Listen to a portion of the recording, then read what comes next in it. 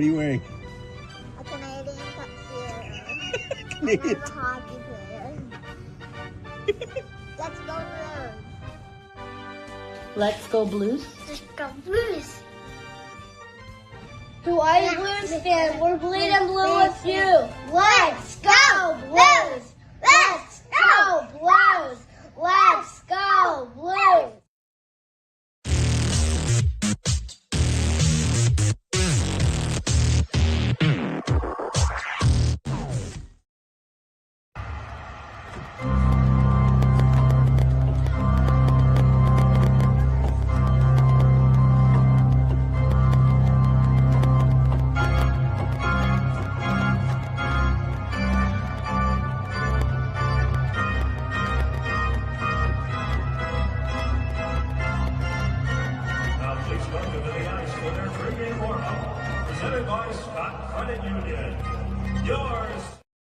BlueNote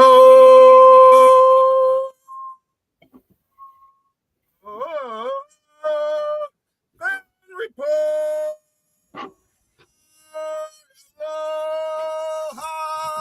Justin. How you doing, man? How you feeling? A little better. Not recovered, but a little bit better. Got a bad headache. I meant to take some aspirin before the show, and I didn't. So I may take a break during the commercial or something and go hit one. Matt said that he will join us a little bit later. He's got to get his kid to bed first, and then he's going to come join us. So we look forward to that. Big game tonight. Not a division game, but an important game. And in yesterday's post-game TikTok, you kind of brought this up. You brought up how where the Blues are in the standings. And it's important. Right now, they're in fourth in the wild card, right? Top two make it. They are 4 points behind the Mammoths. Well, just a point behind them, and then 3 points behind them are the Jets, the Blackhawks, and the Kraken. And by points percentage, those three teams are ahead of the Blues. So winning tonight will help you maintain that gap, right? Because you're not within that margin. Now, there is one thing about games in hand. You have to win them. I always look at you're going to win your percentage, right?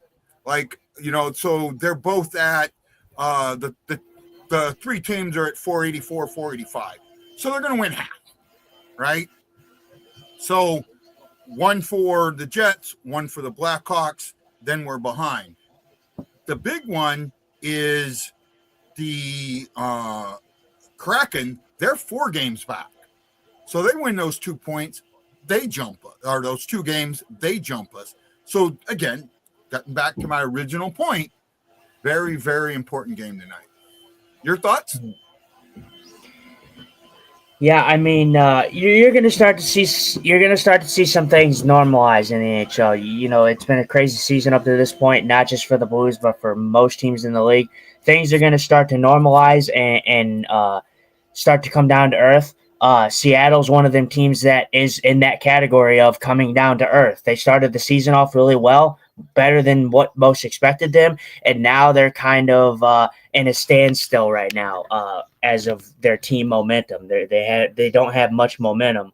So teams like Seattle, teams like San Jose, although San Jose is playing good, they're gutsy right now. Teams like that, they're going to fall off. Like those teams, I don't expect to have a great season for 82 games, at least not yet. They're still going through a rebuild. Like those teams are still going through rebuilds, retools.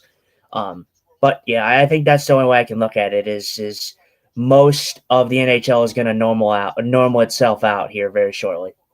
Yeah, you're starting to see it. I think at one point we said there were only like 5 teams or 4 teams that were under 500. Now that number is 7. However, all 7 of those teams are in the Western Conference.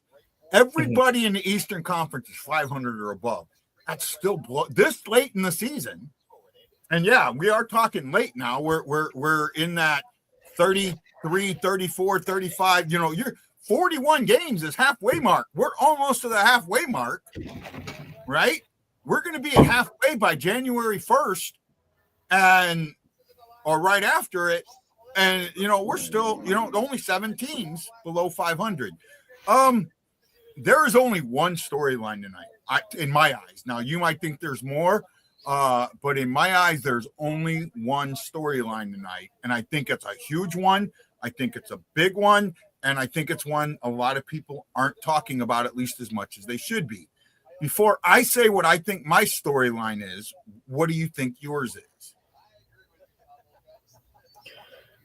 I mean, I would say, there's not really much. I mean, the Blues and the Rangers don't really have much of a, they don't have a rivalry. Obviously, they're not in the same division, same conference by any means.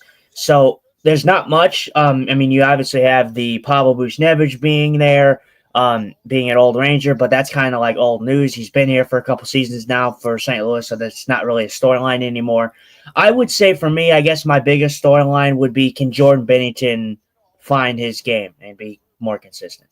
And that's the only storyline. Now, you are correct. Now, Panarin, the Breadman, game time decision, he was not in warm-up, so there's a good chance he won't be in.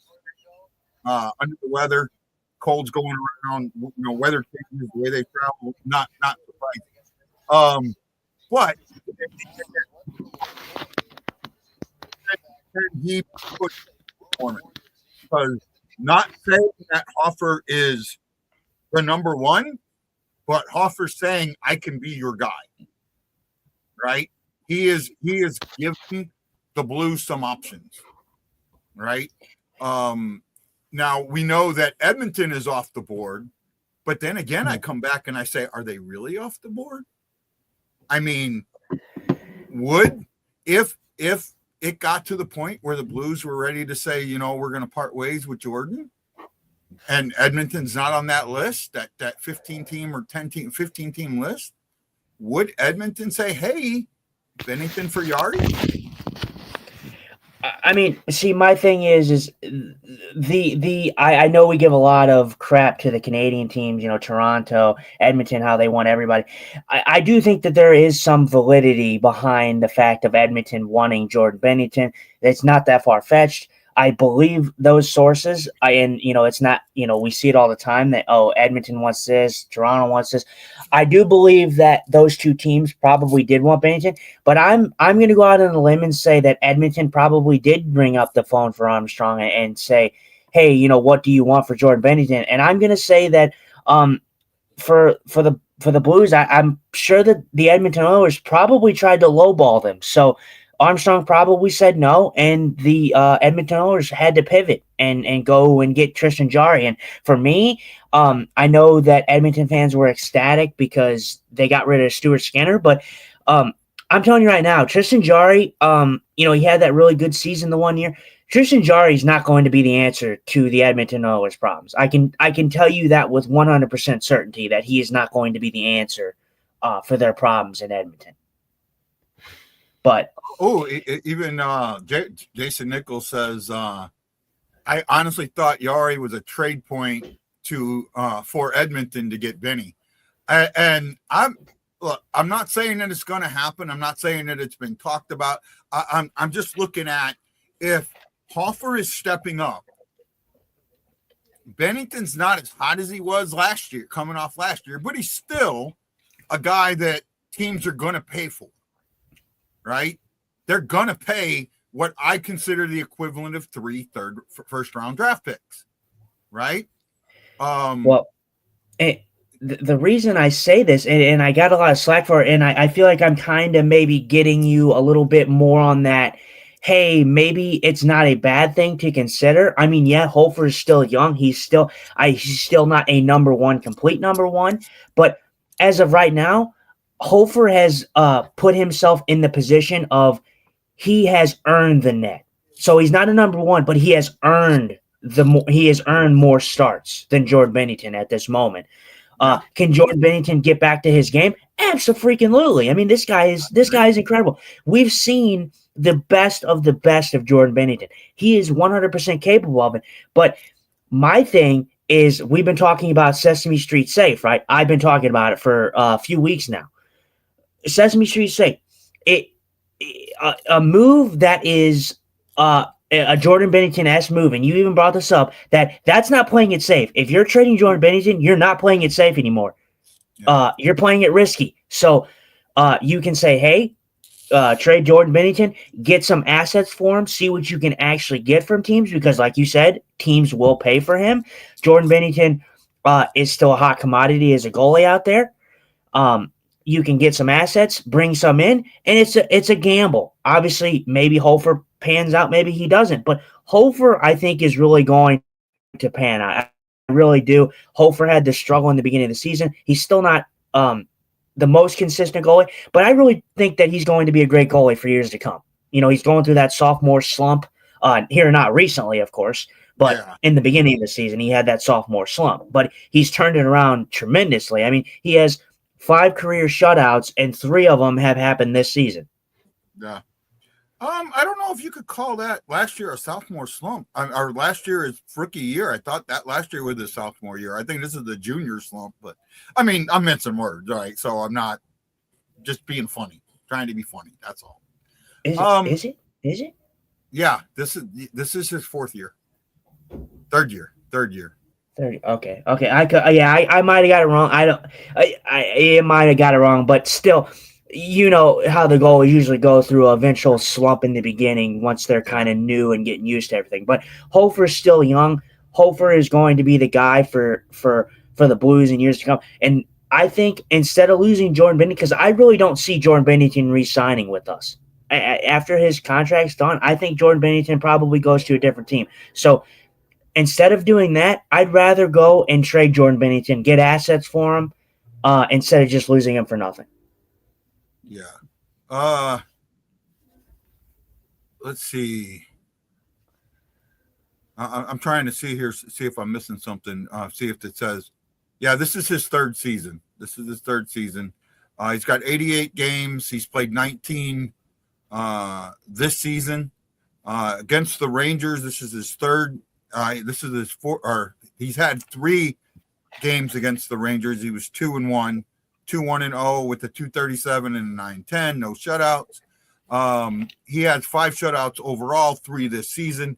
He is showing that, you know what, I can be that guy.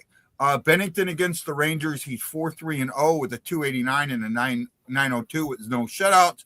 I would love to see one tonight. I would love to see the type of Bennington that this team. I kind of wondered, and I said this before, if it feels like the team trust, and I know this sounds counterintuitive, trust Bennington more than they trust Hofer, so they don't provide the defense like they provide for Hofer. And maybe they're at a point where they don't trust Bennington as much as they trust Hofer, and they provide that defense. And because they provide that defense, the offense shows up. Does that make like zero amount of sense or a little bit of sense? No, I think it's kind of a mixed bag. I think you're right in a way. It kind of feels like that when you watch certain performances out on the ice. But I will counter that, and obviously I'm going to sound like a Bennington hater. I'm not a Bennington hater, but the fact of the matter is Joel Hofer is the whole thing with the goaltending tandem this year is they've been giving up a lot of weak goals. This is uncharacteristically a lot of weak goals that we're seeing going in. And although Jordan Bennington and Hofer can make the hard saves, and you shouldn't expect your goalie to make every impossible save. But that's what makes our goalies so good is they usually make saves that they shouldn't make. I think the difference for me is Hofer's making the saves that you shouldn't make. And the fact of the matter is and when it comes down to it, Jordan Bennington is just not making the saves that he usually would make. And like I said, I do agree with you. There's defensive breakdowns, but Hofer's had some he's been in the net when the Blues have had some defensive breakdowns, and Hofer has picked them up. So I think that it's just kind of a 50-50 on that one. Like I agree with you, but at the same time, I'm like Bennington has to be better because although he's not saving the goals that he shouldn't save, he is not saving some of the goals that he should save. So Oh, I'm with you. that's a big thing for me right now. And Hofer, he's still, we saw it the other night. He let up those 2 weak ones. I mean, the one from the blue line where they just turned around and took a shot. I mean, that one he wasn't even ready for. So Yeah. it happens. It happens to the best of them. But the fact of the matter is Jordan Bennington is the last place goalie and goals saved above expected. That's not good. And he's in that position by a large margin. He did. He who should not be named has already liked the show. Wow. Along with Aaron Nels and Jason Nichols. He asked, how's your gut today? Better. He goes, you're getting old, LOL. It's not the age as much as it is. I've had GERD issues since 1991. I got mine like right after the Gulf War, right after it. Within a month, 6 weeks, I started having that stomach where I would choke on acid at night. So it hit me early, and I've been dealing with it for a real long time. It's like a Blues power play goal when I like it's rare. It's definitely interesting. I think for what it was, I think we handled it perfectly fine. I think you were able to go and kind of rest for the third period. Probably good for you. You're feeling a little better today, not 100%, but feeling better than what you were. So that's good. Yeah. No, and I appreciate that. I couldn't do it, man. I just could not do it, and I was just done. I mean, I would have ended the show. You wanted to stay. I know you have trouble reading comments, but I guess you were able to read some last night. So, yeah, I all I do is I go to I can click the comment thing and I can go. So I'm, for the people that know about my vision issues, I might have got a little too close, but it was okay for the most part. I didn't like get all up in their face. I was able to kind of read in and do all that, but I thought it went pretty good. I wasn't getting comments at first, and then I was getting some comments, so it kind of helped everything flow, and it turned out to be pretty good for the most part. So you got a little taste of what I've had to do for years, right? Where there's no comments, there's nothing going on, and you've got nobody to talk to. How do you do a show then? How do you handle that? Yeah, right. It's not. Yeah. Go ahead. No, I just was saying it's tough. It's tough when you're not garnering any conversation from the audience. Like, it's easy for me. Like, I was in here for the third period. I was getting comments during that point, but I was in here kind of doing like more so like a play-by-play per thing. So it was easier to do that, and then I was able to answer questions if people had questions. But all I did was I just was honest. I was like, hey, it's hard to do this show when you don't have comments. And then I started to see some comments. I got the Ryan Green was big yesterday. I appreciate him commenting so much, and we had some good conversations. He was talking about the jerseys and talking about how, do I like the away jerseys better than the new ones? And I'm like, I still love the new ones. It's just, superstitions, how that works in the NHL. Yeah. When it comes to the jerseys, the jersey controversy that we're 4-0 or whatever it is in the thirds and whatever our record is in the new homes, that's Scott. And he didn't say that. He wasn't being superstitious. He just was like, do you like the third jerseys? Do you like them better than the new ones? And I just was like, no, I still like the new ones. I still like the rebrand. But I said it to you, how you were saying it in the beginning of the season. I was like, I kind of agree with Guy. I brought your name into this because I was like, I understand what Guy meant by his argument on why he didn't particularly not dislike them, but didn't care for having the baby blues be a thing, because I compared it to having a special at a restaurant. Like, if a special is available every once in a while or once a year, and then that special is on the menu every single day, it loses its value. So I understand that. I think I made that argument when the jerseys came out. I like that. Well, you used my own argument. I like that. That's cool. It probably was an argument. I know that I've said it before, but I was like, what? that's a great point because we were talking about it. I'm like, yeah, so I agree with Guy's point on this one, but I was like, I still love the jerseys. I know you love the jerseys. I know you think they look awesome, but I get what you meant about like the baby blues being like losing its value in a sense. Yeah. No, and it just, that's my thing, you know. It just you took the everyday, you took the special and made it every day, and now it's so, and that's the thing, because as soon as they put them on, you could feel the excitement in the, oh, they're wearing the baby blues today, they're wearing they're wearing the Winter Classic jerseys today, they're wearing the Winter Classic. So it was that excitement. Now you don't hear that when they're wearing. In fact, it's gone the opposite. Oh no, they're wearing the baby blues. We don't play as well in the baby blue. And that to me made my point for me, right? That made my point. Well, and it is a lot to do with the superstitions though of hockey fans. You know, like I said, they're not playing well in it. But like if the Blues were playing well and they got a better record with those home jerseys on, they would be saying the complete opposite. Oh my God, I love the baby blues. So we have a surprise special guest today. I did not know he was going to jump on, but he's one of those guys that he comes on. I let him on no matter what. He's one of those. Please welcome my buddy, my pal, my New York Ranger friend, Shagalicious. How we doing, guy? Is my sound good? Yes. Okay. Man. I cannot imagine. First of all, you know, for me, today's Hanukkah, so you know, like it was a busy day. But I saw Rangers playing the Blues. You know, we're having like I just got to my in-laws. We're having like a lot of family stuff, and I said to my wife, "I need a moment. Give me 5-10 minutes. I gotta hop on with Guy. I gotta give my 2 cents right now." But yeah, pretty. You know what? I've never had a more bipolar season as a Ranger fan. And when you watch a Blues team and Hofer has like 3 shutouts. Yeah. Yeah.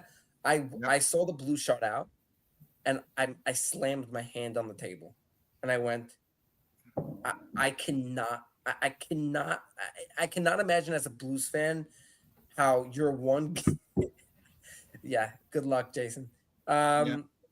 So I cannot imagine as a Blues fan, one game you go from shut out by Hofer, and then the next game you get to play the Rangers. I mean, that's probably the best scenario. But maybe. Yeah, I'll tell you something. If Hofer started against the Rangers tonight, yes, it would be 6-3. But Shesterkin's in goal. He's been good. But Panarin's out. I don't think that's a big – I know you'll think I'm crazy. That's not a big deal. It's not. And I'll tell you why. He needs, honestly, in my opinion, to sort of he has to sort of step up. And I'll tell you why. He's supposed to be that good. You know what I mean? He's supposed to be that good. And I'm not too impressed with the fact of his lackluster play, in my opinion. I want him to step up. And I know he's out for mostly injury, but – that gives him a chance to sort of sit back and watch a game, and hopefully that'll change this. Tonight's game, I think, comes down to a lot of what we discussed last time. Who wins the boards? Yeah. Guys... First of all, Shag, let me say this: Happy Hanukkah, my friend.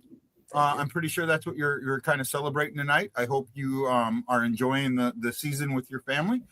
We greatly appreciate you hopping on. We do have our other Ranger friend, Matt Luff, Matt Lips, sorry. Matt Luff. Yeah, I wish. Matt Lips coming on a little bit later. Hopefully you're able to watch in and check him out.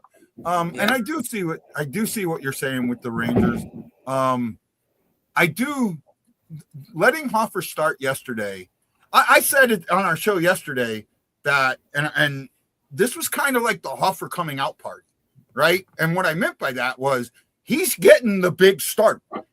Of the 2 games, that's the bigger game was the Jets divisional game. He's getting that divisional game start. And he came out and, you know, a 1-0 shutout. It's what the Blues needed. Today, the only storyline to me is Bennington. He's good at making the saves you're not supposed to make. But tonight he's got to make the saves that you're supposed to make. He's got to make those. He cannot let in soft goals. He's got to be strong. And not only that, the Rangers are missing Panarin tonight. So this, you got to take advantage of it. I think we were missing somebody else, Kreider, in the last game, weren't we, Shags? Yeah. Yeah, Kreider's a Duck. Yeah, Kreider's Say again? Kreider is an Anaheim Duck. Oh, Kreider is a Duck. Okay. I think last game you guys were only missing maybe Fox. Oh, Fox. Yeah, there was somebody missing last game. I couldn't remember who it was. So yeah, sorry about that. I'll tell you something, Guy. You know, the only time that a team missing a player is huge is when it's a McDavid, McKinnon, you know, Crosby type of player. I actually feel in hockey that because it's sort of it's such a team game that even if you get like your best player out of a lineup, if you have a good coaching scheme and you play hard, you're going to be as good. As long as, you know, not as good as if you had that player, but, you know, like if you would take Panarin out of this Rangers lineup, as bad as it is, this Rangers lineup has pretty good depth, and they just have to switch a couple things around, and it usually works itself out. I think the problem with the Rangers, though, is, you know, you're playing a road game. They're very good on the road. They like to score on the road. Without Panarin, that could be flipped. Rangers are 12-5-1 on the road. The Blues are 7-8-4 at home. Overall, the Rangers are 16-15-4 with 36 points. They are fifth out of the wild card, are 4 spots out of the wild card, if I read that correctly earlier. Yeah, 4. Blues are 13-15-7 at 33 points, and they are only 2 spots out of a wild card. However, their teams behind them have games in hand, and the Rangers are in that same position. They have teams behind them that have games in hand. I think both teams, this is game 36 for both teams. You know, they're both just ready to hit the halfway mark right at the beginning of the new year. So, you know, it's an important game for both teams. But I think it carries a little more weight for the Blues than it does the Rangers. Right. Justin, sorry about that, bud. Any thoughts or comments, man? No, I for me, Panarin to me it's a loss for sure. I'm kind of with Shag that I don't know if it's necessarily the greatest loss, and not just because of the play of his. It's just this Rangers team beat the St. Louis Blues last time, and Panarin didn't do anything. I don't think he even got on the score sheet. So I could be wrong about that, but I don't think he had any points in the game against St. Louis. I think it was mostly the bottom guys for the Rangers. But the Rangers are good on the road for sure. They are a team that has struggled mightily at home, which I'm very surprised about because I thought that they would have a little bit of a better success rate at home than they do.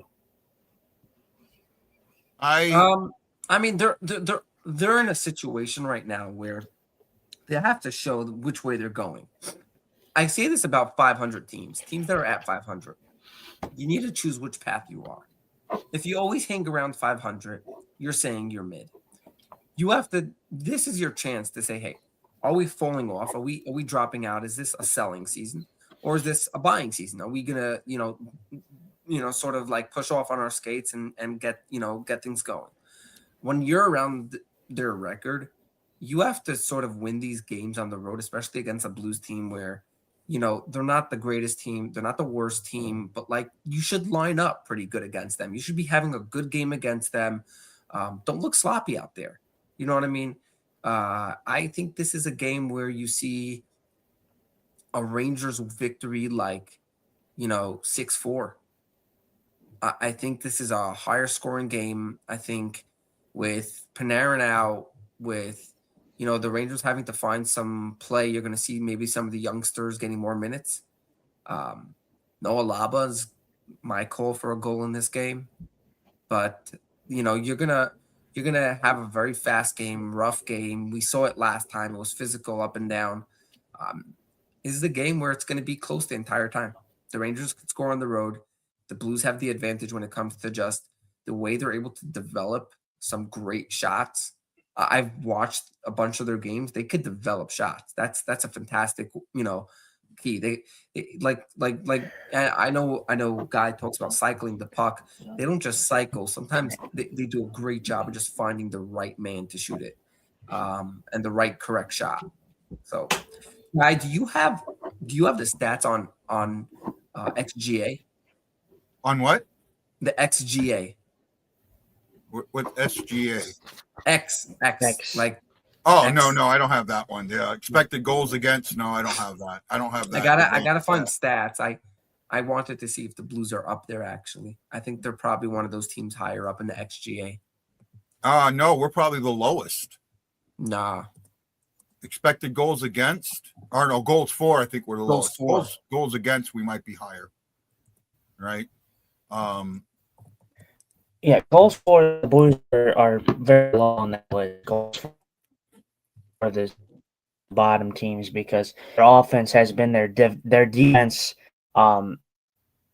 is actually pretty good, at least to the eye. I don't know where they are in this in the seating for that, but their defense has looked very good. That's been the strong part of their game. Okay, so I actually just checked this up. So the Rangers are actually 12th in XG, which is expected goals percentage. That's on 5-5.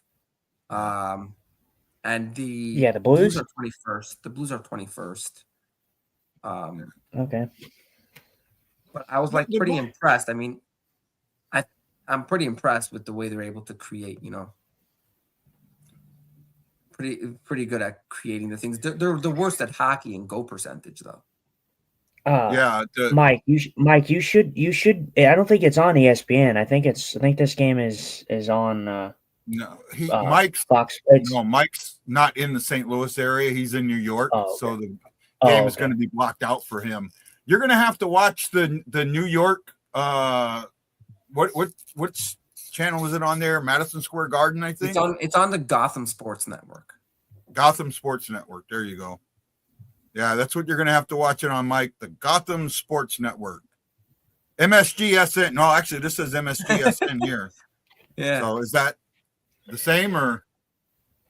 No, that's something else. That's not existent anymore. Yeah, the sheet I got from the NHL says MSGSN. So just letting Mike know there. By the way, do you know the Rangers lead hockey in the share of penalty minutes taken? And they lead hockey in penalty minutes taken? No. Meaning, what I mean is, no. So basically, there's a stat. I saw this stat today that the Rangers in their games basically get out penalized. Meaning, they don't necessarily get penalized a lot, like the most in hockey, but like in every game, the other team always has less penalties than them. I could see that. And I'm telling you, that's right. But that pretty much defines when you have a team that needs to find themselves. Well, here, actually, it's not that. Well, so the Blues are averaging 7.6 penalty minutes per game, which is 5th in the NHL. And the Rangers, have I got that right? Make sure I got that right. And the Rangers are actually 4th in the NHL at 7.2. The Blues were leading the NHL for a while, and that number's gone up. They've had a few games here where like everybody was giving them penalties. John, the one problem with that is if you're in, like for me, if the Blues play the Kings or the Ducks, I can't watch it on ESPN because I'm considered, believe it or not, even though I'm 2,500 miles away. Look, you're closer. Guy, but when it comes to hockey watching, we've discussed the fact that it's destroying the sport. But the at the end of the day, that's why we have streaming. But the interesting thing is, look, the Blues and the Rangers are both. I love watching this, but the Rangers and Blues are tied in 6th place this season. Actually, it's more like in fourth place for the most rebound goals against them.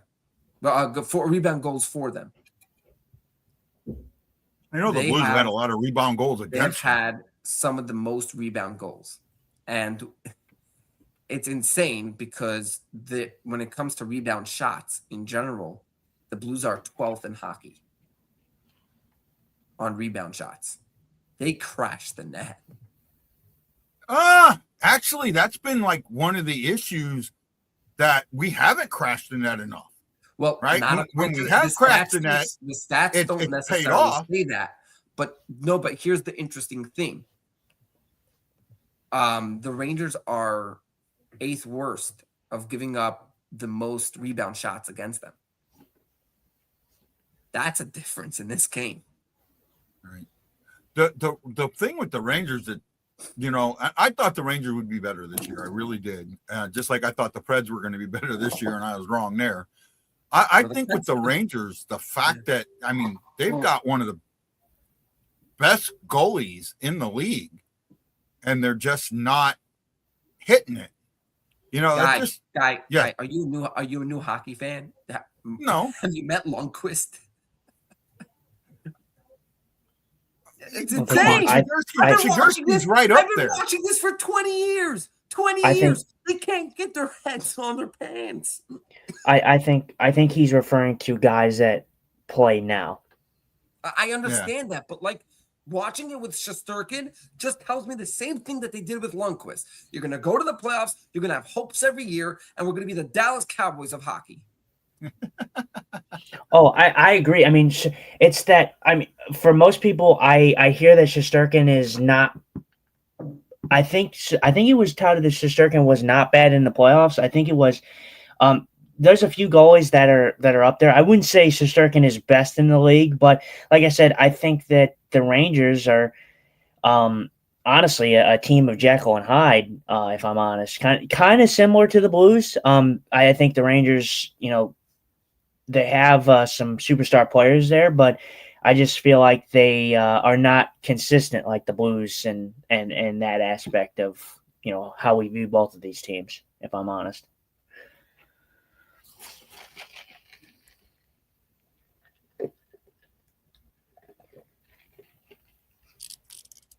We're not hearing you, Shags. Shags, you're muted. Sorry. I was doing this so Justin has better sound. How do you call it? So I think the harder thing with the Rangers is just the fact that. By the way, puck drop. They have a great coach, in my opinion. I like him a lot, and I just wish they played harder for him. That's what I wish. Man, how about Zach Werenski? How about Zach Werenski getting his 12th goal today?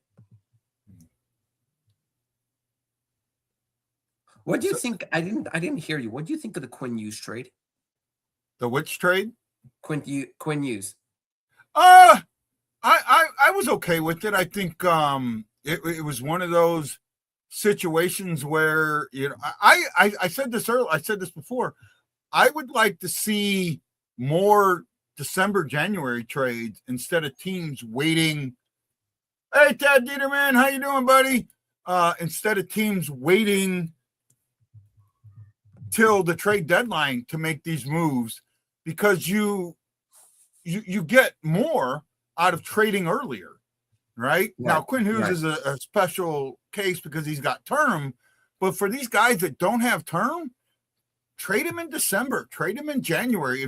If you can't get the negotiations started early, trade him earlier, right? Mm-hmm. Because believe it or not, I think you will get more the earlier you trade them than trading later. So I'm okay with this. I'm okay with the trade. Justin, what do you think about it? Rangers have come out here just shooting. Say again? No, go ahead, Justin. No, the Quinn Hughes trade, and I talked about it. I respect it from both aspects because both teams didn't play it safe. Seeing a blockbuster trade like that so randomly in the season, in December, or just random on a Friday, it's crazy to think about. But It was very well thought out. I think that was the biggest part. It was really well thought out. He went to a team that needs to bolster itself. And probably he wants to stay there again. He gets to come to United States now. And he's closer to his brother. And I feel like they sent back a guy in Zev, however you pronounce his name, who's gonna be a good defenseman. I can't say he's gonna be a Quinn Hughes, but he's gonna be good. He's gonna be a solid top 4. And we'll see. I think that's one of those. That's one of those you have to turn around in a couple years and see how it goes. Well, Shags, I appreciate you coming on, bud. I really do. Unfortunately, I did have somebody else scheduled today. No problem, guy. I just came on because I just out of respect for you, man. All right. Well, just remember, it's mine and me and Justin. We enjoy having you on. No problem. If just give me a heads up, and we will like it better. And no problem. No issue. I love you, buddy. I love you. You know that we've been friends for a couple of years now, and we've stayed good friends. Thank you so much, Shags. I will talk to you later, my friend. Thank you, Shaggy. And we are going to bring in our other special guest. Welcome to the stage, Matt Lippolis. What's going on, guys? My son took Matt. forever to go to bed. I'm sorry. Oh, no, you're fine. One of my buddies, who's also a Rangers fan, popped in and joined us for a little bit. It's good to have you. Thank you for joining us tonight. Yeah, no problem. If I got on early, I would have told everybody listening to slam the under with Artemi Panarin not playing tonight, and this team already can't score. So expect the Rangers to get 1 goal or less tonight. So, I mean, it's going to get ugly. I don't know. They play well on the road. I mean, we were looking at that. What was the over-under, just out of curiosity? To be 100% honest, I wouldn't be surprised if it was like 4.5, But it's probably 5.5, something like that. I probably would have taken the under on this game. Yeah. I mean, I don't gamble, but just looking at it, from I'm not a gambler either, but just based on everything I've seen from this team, let me tell you. But I mean, it's ugly, guys. I mean, I know we got a Blues crew over here, but Rangers are the first team in NHL history to be shut out 6 times in their first 17 home games. So, I mean, it's been a rough stretch for them. But I know St. Louis is playing better. They're coming off a back-to-back big win against Winnipeg. So that was probably the best. I don't know. It was one of the top 3 games of the season, right? And it was probably the best second period the Blues have played all year. That was just well played from puck drop to final whistle. I'll let Justin can probably go into it a little better than I can. But this is we talked about it a little bit. Important game for both teams, and for me, I know you didn't come on pregame, but. For us, our player to watch is Bennington. Who's your player to watch on the Rangers? For the Rangers tonight, I want to see Gabe Perreault. They called up Gabe Perreault and Brendan Othman, 2 former first-round picks. They have Brendan Othman playing on the 4th line. That tells you everything you know about the New York Rangers. But so Gabe Perreault I want to see. They have Connor Sheary, who's a career AHL player of late. They have him on the top line, but I want to see what Gabe Perreault does. Oh, Justin, I meant to ask you this, and we kind of got sidetracked a little bit. What did you think about Fabry sitting tonight? It's interesting. I don't know who I didn't. I was wanting to go over the lines or whatever, but we didn't get to it. But I think that like we said, Bennington was our player to watch tonight. But I think another big storyline was the emergence of Stenberg and Berggren, especially in the last game, how they played so well. Hopefully they can continue that heading into this game, because Berggren can really be a sneaky waiver pickup, if I'm honest, from what I'm seeing so far. Yeah, for the most part. So First game in. I just Go saw ahead. something interesting. I'm watching on MSG. I'm sure you guys watching on the St. Louis feed. St. Louis has the worst goal differential in the NHL. That's what they said, Yeah. minus 34. Yep. Yeah. Yeah, they But do. you guys are right in the playoff hunt. That's crazy. You know? You remember when the show we had with you, one of the things I talked about was how many teams were above 500, and almost at the halfway point. We were talking about this earlier in the pregame. It's right there. I mean, 7 teams are still, or only 7 teams are below 500 or below, and everybody in the East is 500 and above. Yeah. Right. So at some point, the schedule's got to even out somewhere, somehow. We said this a couple of weeks ago, and it's still so close. I mean, the Rangers could rip off a 5-game winning streak and be in playoff position as bad as they've been, which is crazy. I don't think it'll happen, but it's crazy. Well, basically, Doug Armstrong had a press conference or a sit down with the media, and he basically said the Blues need to go on a run. If they don't, nobody's safe. Well, Guy, I sent it over to Justin. I sent that mock trade that had Colton Parayko and Rob Thomas going to Montreal. And Justin did not like that mock trade. It had like 4 or 5 prospects coming back to St. Louis and a first-round pick. Somebody floated it out there on Instagram or Twitter.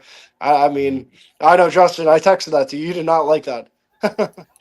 No, because I look at that trade, and although I don't know, I know who the names are in value, but it seemed like a plethora of guys that Montreal just wouldn't have a problem giving up for a Robert Thomas. If I'm throwing Robert Thomas to Montreal, I'm sorry, you're gonna have to get, you're giving up one of your bigger guys. I'm sorry, it's gotta hurt. It's gotta hurt. Yeah, you gotta get like Demidov or something. Yeah. Yeah. No, I wouldn't even. I mean, maybe, but Thomas is your best player. You have to get a big name for him. I'm sorry. I know, like there was a few names that were interesting in that thing that you sent me, like Caden Gooley. I felt like it was a plethora of guys that were expendable for the Montreal Canadiens. Like they're still decent players, young players, but they're just not guys that are going to live up to the Robert Thomas-esque level that I think that Robert Thomas is. I did some I did a TikTok today about Stanley Cup odds right now. Rangers are sitting at plus 4,000, believe it or not, which is crazy. St. Louis is at plus 10,000. I mean, team like Islanders are right in it. They're plus 8,000. It's crazy. Like teams that are not even in the playoffs, so they have better Stanley Cup odds, whatnot. Everyone's right in there. I would at plus 10,000. I'd put 100. I'd be willing to lose $100 on the Blues, right? Well, you don't know what's crazy? San Jose, who's in playoff position right now, is plus 50,000, and they're in playoff position. Well, we talked about it before you came on. The NHL is coming back to normalcy. Like the San Jose Sharks are playing gutsy.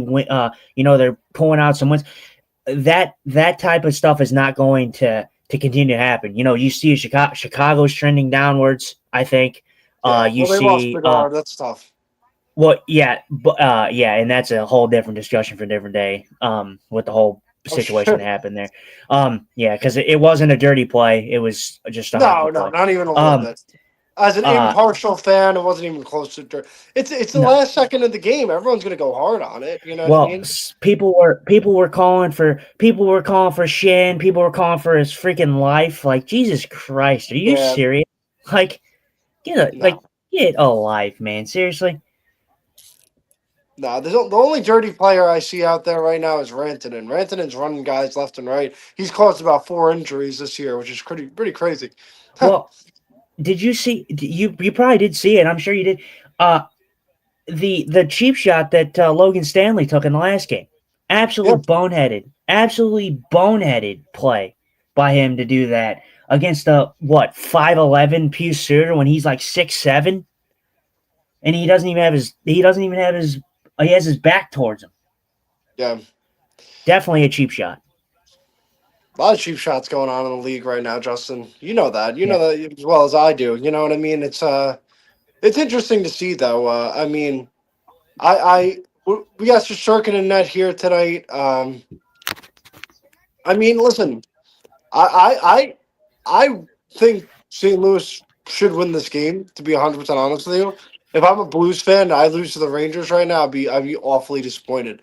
And this is big for the Blues after beating Winnipeg 1-0 last night.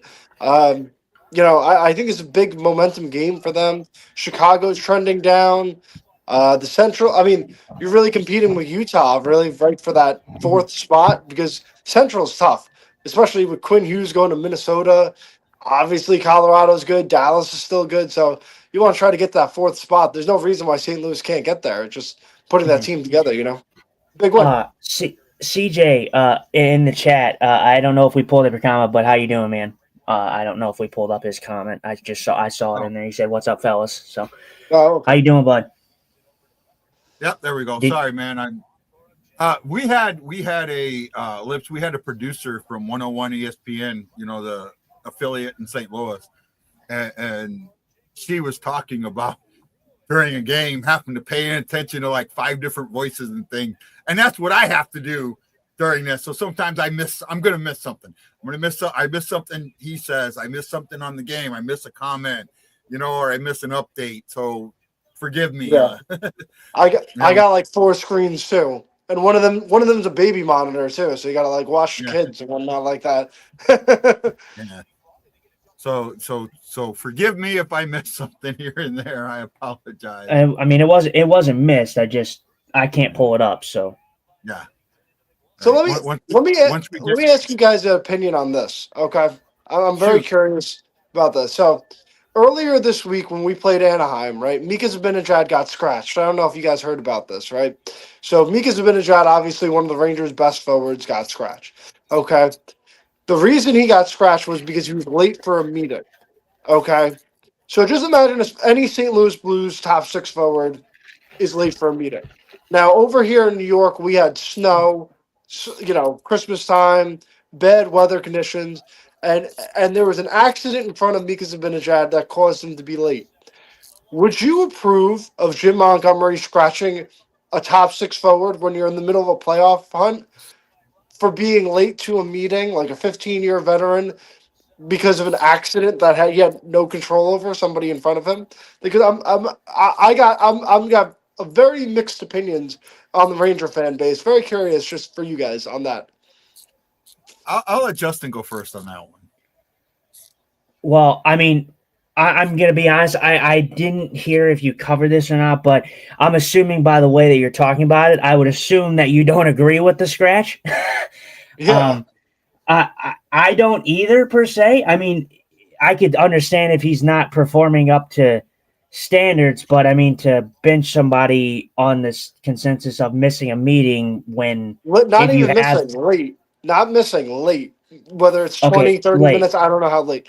Yeah. Okay, so late. So he still ends up going. So I mean that would even more further say like why would he get scratched for something like that? It would be more so his play if he's not living up to standards and they need him to come out. But like, yeah, I would say no. I would say that I don't agree with scratching a guy like that. Especially, I'm a big Zibanejad guy, so I like Zibanejad. So yeah, I'm not scratching that guy generally, anyways. And then when I look at the Rangers roster, I'm not incredibly impressed with it from an outsider standard looking in. So when Zibanejad's out of it, it's not very appealing to me to begin with. Yeah, I agree. What about you, guy? What do you think on that? What do you think? What's your take on that? Can I tell a little anecdote story before I give my take? It's your show. I mean, don't ask me. So when I was in the Navy, going to my first ship. Military guy. I should have known the wrong person to ask. Let me. I got you. Going to my first ship. This is the incredible. Me and another guy left the Great Lakes, Illinois, the same day, going to the same ship, and supposed to arrive on the same day. He got orders going directly to Norfolk. I got an addendum to my orders sending me to Puerto Rico, Roosevelt Roads in Puerto Rico. Well, that's what I did. Got on the plane, followed that, got to Puerto Rico. Ship wasn't there. Ship was still in Norfolk. Was never supposed to be in Puerto Rico. Don't know who screwed this up. Took me an extra day to get to the ship. I got there that Sunday night, late, nothing to eat, brand new, been in the Navy just over a year, going to my first ship, don't know what to expect. Get there, and the first thing that happens to me, I get taken down to CCS. The chief comes out and tears me a new one in front of everybody. Wasn't my fault. I didn't do anything wrong, but that was my welcome to the Navy, right? I like the move because it says to everyone, you need to pay attention to details. If you knew we were having bad weather, leave earlier. If you knew, I like the move. I think it sets the tone that if I can bench you, I can bench anybody. And I like that, especially when a team's having a rough season, right? Goes back to the Cairo benching, right? And it was straight up said the Cairo benching wasn't because of Cairo. It was a message to the team. That's what this was, a message to the team to pay attention to detail. So I like the move, and I hope my anecdote slash analysis makes a little bit of sense. Yeah, I mean, listen, I gotta get you guys Chris Kosopoulos. He's my partner on the Instigators. He's a former NHL player. He's the same thing. He's a 8-10-year vet in the NHL. Said the same thing as you. He never missed a meeting. You leave early and whatnot like that. And I get all that. I'm just going off of a one-time thing, bad weather. Things happen. I get it. I got young kids. I understand what it's like. Zavinajad and I are like the same age. I get it. So that's how I felt. And he was sorely missed in that game. They might win that game with him. Well, here's the thing, and I go with this. In my day and age, when this happened to me, I couldn't contact anybody, right? The phone system and all that, what it was, I couldn't contact. In this day and age, you are always in contact with someone.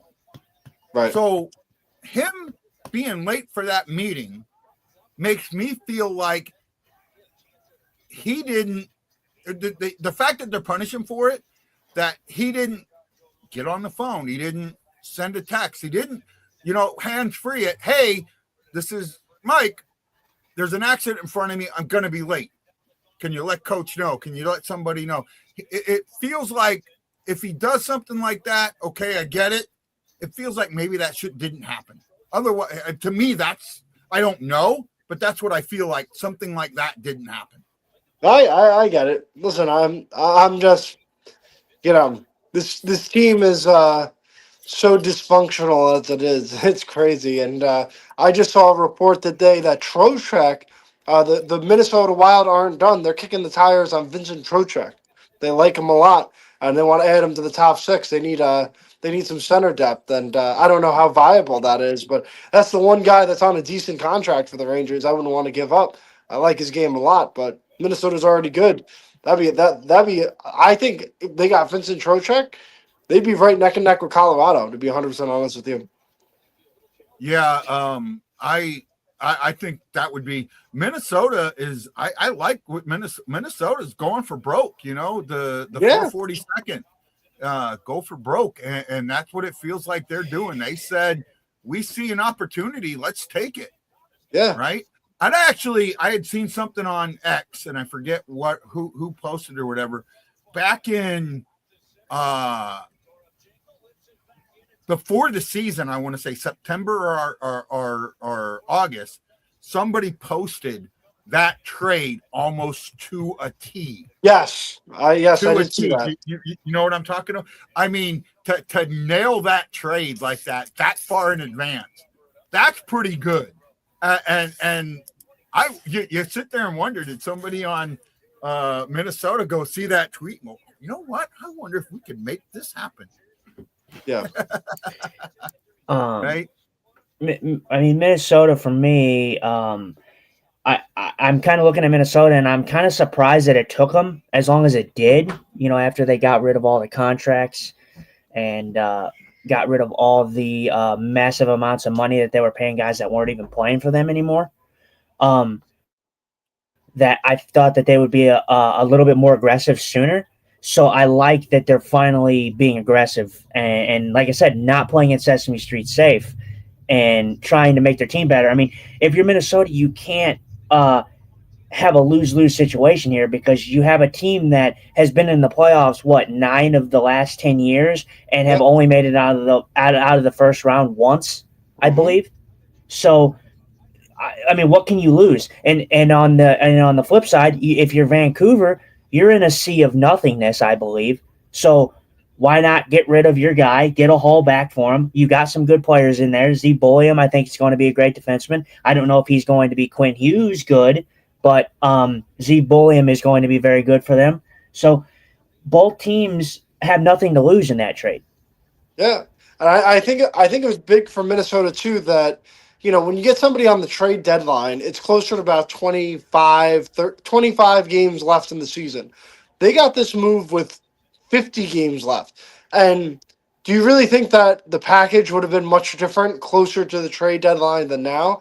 So I mean, you make this move, you get Quinn Hughes for an extra 25 games, you have him for next season too at under $8 million cap hit with the cap going up. I mean, listen, him with Faber is scary. What would you rank Hughes and Faber as a defense pair? It's got to be top 3, no? I mean, only maybe McCarr and Taves is better. I don't know. Well, and I mean, and Taves and McCarr, yeah, they're a great pairing, but McCarr is the guy that's the centerpiece. When I think of two young, great defensemen, yeah, I mean, Faber and Hughes right there have to be up there because Faber's. I mean, not to discredit Taves because he is a good defenseman. He's more of the defensive, I think, that's team responsibility. Canada's first pair, Yeah, no, and like I said, I think it is a great defensive pair. Taves is a guy who is the more defensive, responsible, I think, back there for that pairing, which works because McCarr, I think, I said it numerous times. I haven't got as much slack for it, but McCarr is an offensive guy. He's not really all that great on the defensive side. I think he could be a lot better on the defensive side, if I'm completely honest. But Faber, he proved that he's going to be very, very good for years to come. And Quinn Hughes, I mean, he's one of the best defensemen in the league. So yeah, it's definitely up there for one of the better pairing. And the reason I said that it's kind of not a lose-lose for either team is because I view Vancouver and say that they don't get rid of Quinn Hughes, right? Say they keep Quinn Hughes and they just say, okay, we're going to ride with Quinn Hughes. That doesn't really benefit them because one guy is not going to get you out of poverty. One guy is not going to do it. You're going to need a supporting cast. You're going to need players around those guys. So what Vancouver does was get rid of their best player and got some assets for him. So I like it for both sides. He's really, yeah. I mean, listen, that guy Z Boyum, he's really, really good. He's already shown for Vancouver right now. Liam Ogren, I didn't think much of him, but he scored a goal against the Rangers the other night. Marco Rossi's a 60-point guy, and they got a first-round pick. So Vancouver did well for themselves, and they still got a lot of guys that they're going to ship out. I mean, Sherwood's going to go. Yeah, you might look at Connor Garland might go. They might even trade Demko. I mean, Demko would get a nice return. I mean, if the Oilers were going to go after somebody, Demko would have been the guy. But, I mean, and the Oilers in Vancouver have traded in history. I don't know, recent history. They traded for Evander Kane. I mean, I don't think Jari is much of an improvement for Edmonton. But, you know. I don't need. Well, man, I think about it like this, and we were talking about Jordan Bennington. Man, I wouldn't even lie to you. I know it wouldn't happen because Jordan Bennington would not go to Vancouver.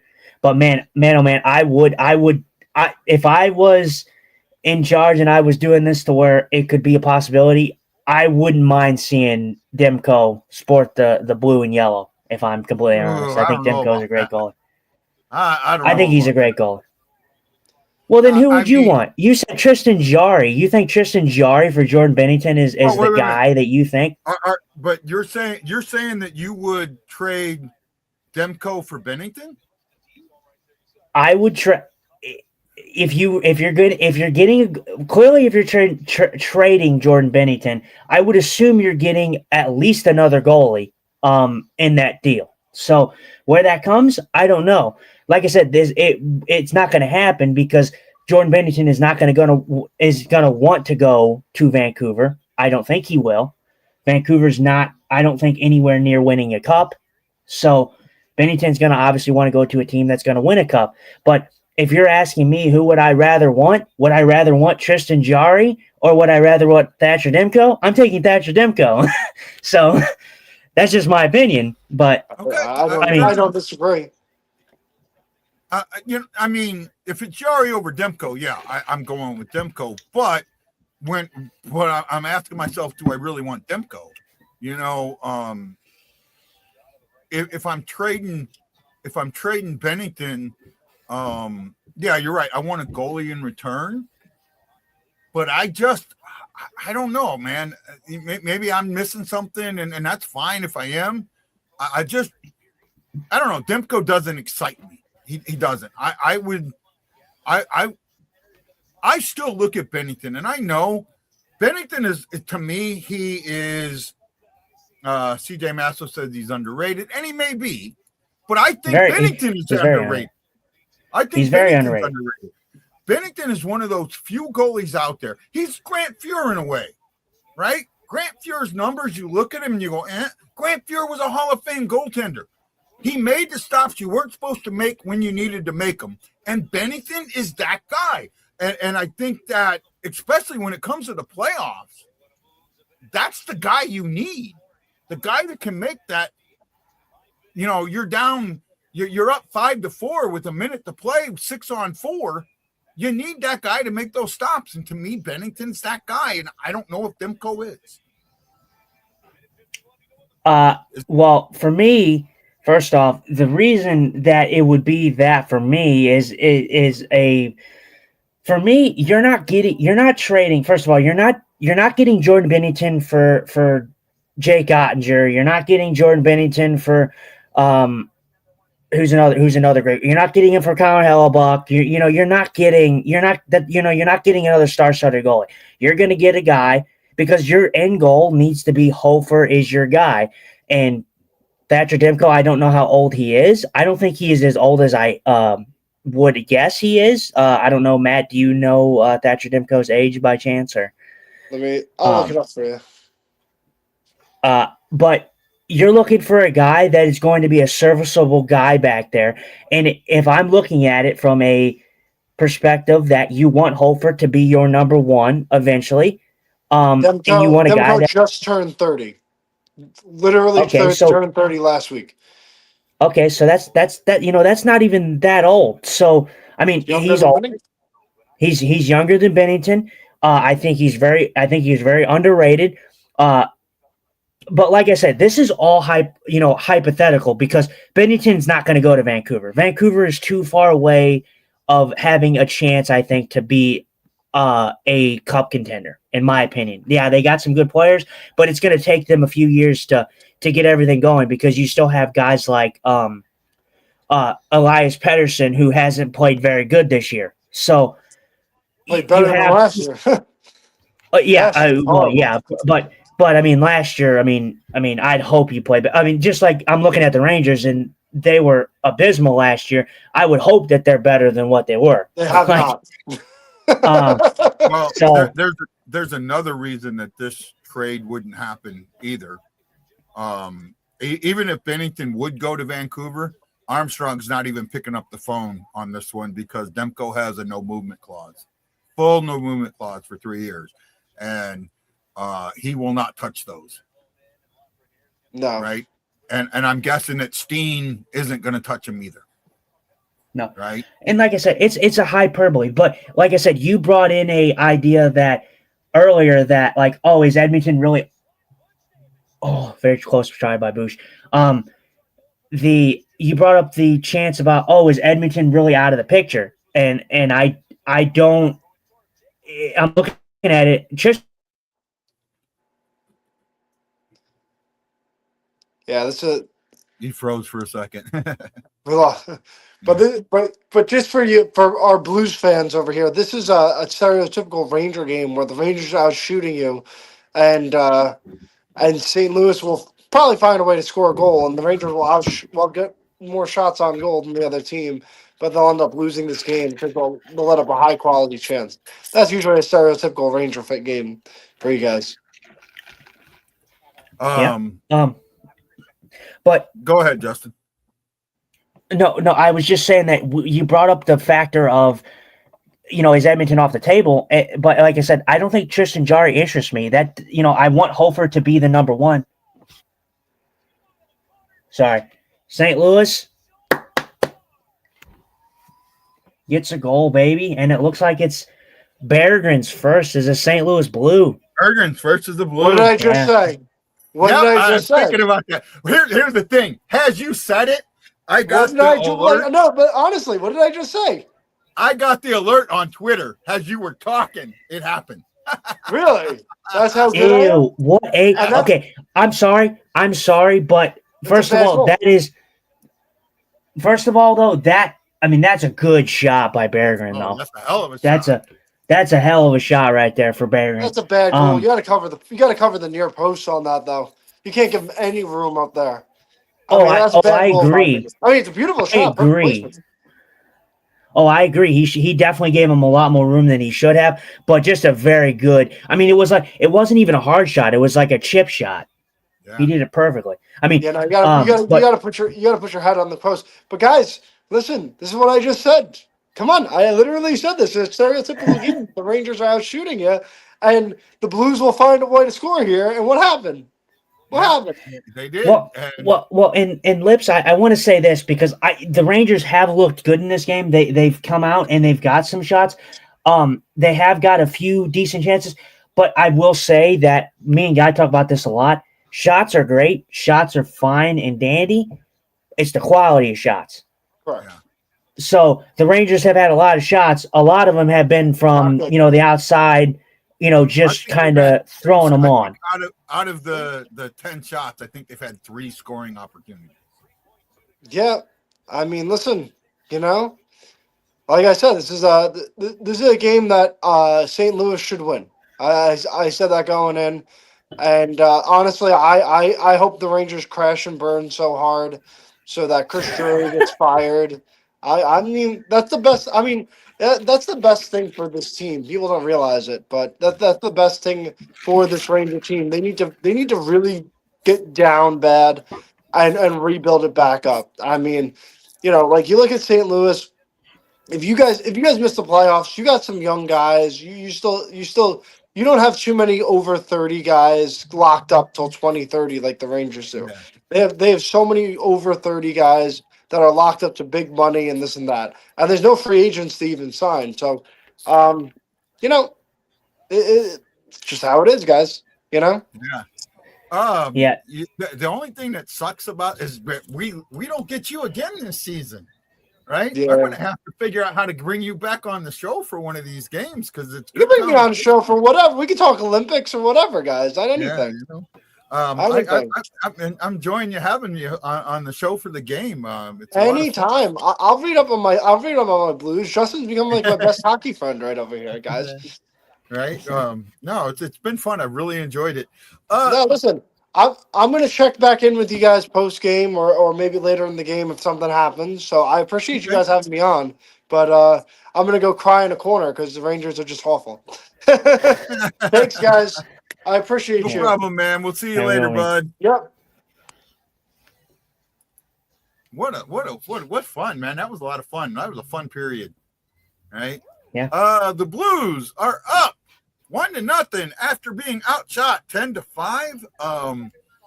Solid period for both teams, I think. I'm not as down on the Blues. They're only taken 5 shots. I think that they did get some decent zone time.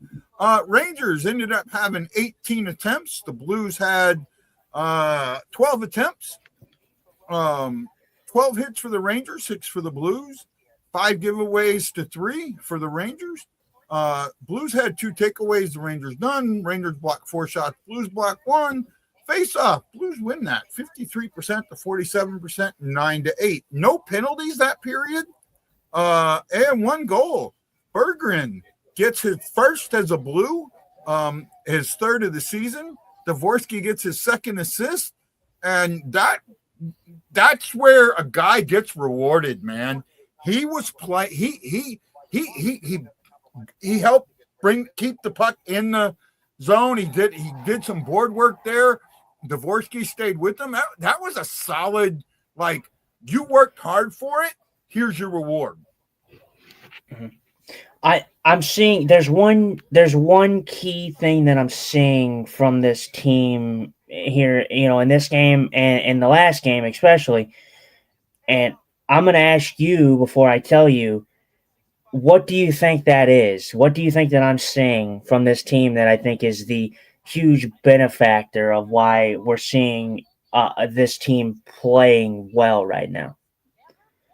I'm not complete. I'm almost going to say the play of Hofer has given this team confidence, and because of that, they're. I mean, looking at this first period, I see that I don't want to say distrust in Bennington, but I'm seeing better defensive coverage around Bennington, and I think it's paying off. And it led to hard work that led to a goal. Am I off? Okay. I mean, like I said, there's no wrong answer. It's your opinion. The thing that I'm thinking of is actually on the defensive side. The one key thing that's making this team look very good right now is the transition game. They've got the puck in the defensive zone, and they're not making turnovers. They're not taking forever to clear the puck. They're getting tape-to-tape passes, and they're flying from the defensive zone to the neutral zone into the offensive zone. Every zone feels connected right now. That's the big key for the Blues right now. Yeah, on that goal, like I said, I saw Bergen work for it. Him and Dvorsky work for it. And that's what we haven't seen from the Blues a lot. So that new blood, if it's going to pay off, let it pay off. I did see could Bergs stay on the 3rd line when we get healthy. I could see him staying on the 3rd line, to be honest with you. Berggren should be a guy that, he's playing well right now, so hopefully he continues to keep that up. Berggren's a guy that should be in your rotation of guys. He's a guy that's shown that he is a blue-collar guy. He's shown that he's kind of a sneaky, speedy guy. He's a creative guy out there. He definitely should be a guy in the rotation for the Blues. When you're not playing when you're not playing a Sundqvist, he's not a center, but when you're taking out and rotating guys, you're going to have guys that sit, and Berggren's a guy that can definitely be a guy that can maybe sit a game or two, have someone else come in. Berggren could be a great option, for games that they need him. Yeah, they're showing this here how they helped keep it in the zone, how Berggren keep it in the zone, getting in there, Dvorsky with his stick, and was good solid play there. All the way around.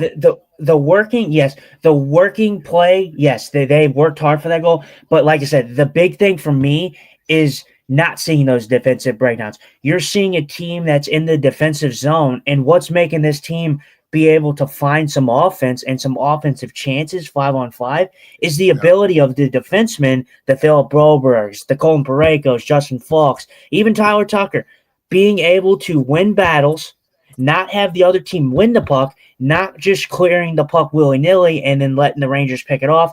They're going quick and simple out of the zone. And they're creating guys and giving guys speed through the neutral zone, which is forcing them in the offensive zone to give them chances to work and get that goal like you saw in the first period.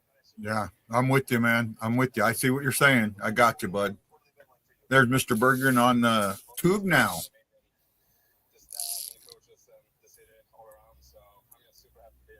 He's a young guy, too. He's only like 21 or 22, right? I think it's an RFA. I don't know how old he's. No, I think he's. I don't know. I think he's older than that. I think I could be wrong. I'll look it up here real quick. Give me a But moment of moments. Berggren, yeah, Berggren's a guy. 25. Okay, so yeah, he's still very young. I mean, he's a guy that the Red Wings fans didn't want to lose. They did, I saw a bunch of people saying that they kind of fumbled it. I saw some obviously of the fans were like, oh well, it's not going to matter because he wasn't very good anyways. But from what I've seen from the two games here, he seems like he's a workhorse. So maybe he fits, like you said. Maybe he needed that new change of scenery. Maybe him playing with a blue collar team in St. Louis is going to do him some good. Yeah, he's an RFA next year, and he's got 2 more years till he's a UFA, 28, 29. So you have a chance of signing him in the offseason to a bridge deal. But it does add a third RFA that you've got to sign, not, fourth RFA actually now that you've got to sign. I'm not really counting Kessel in that, but you've got Logan Mailloux, Philip Boberg, Holloway, and now Berggren.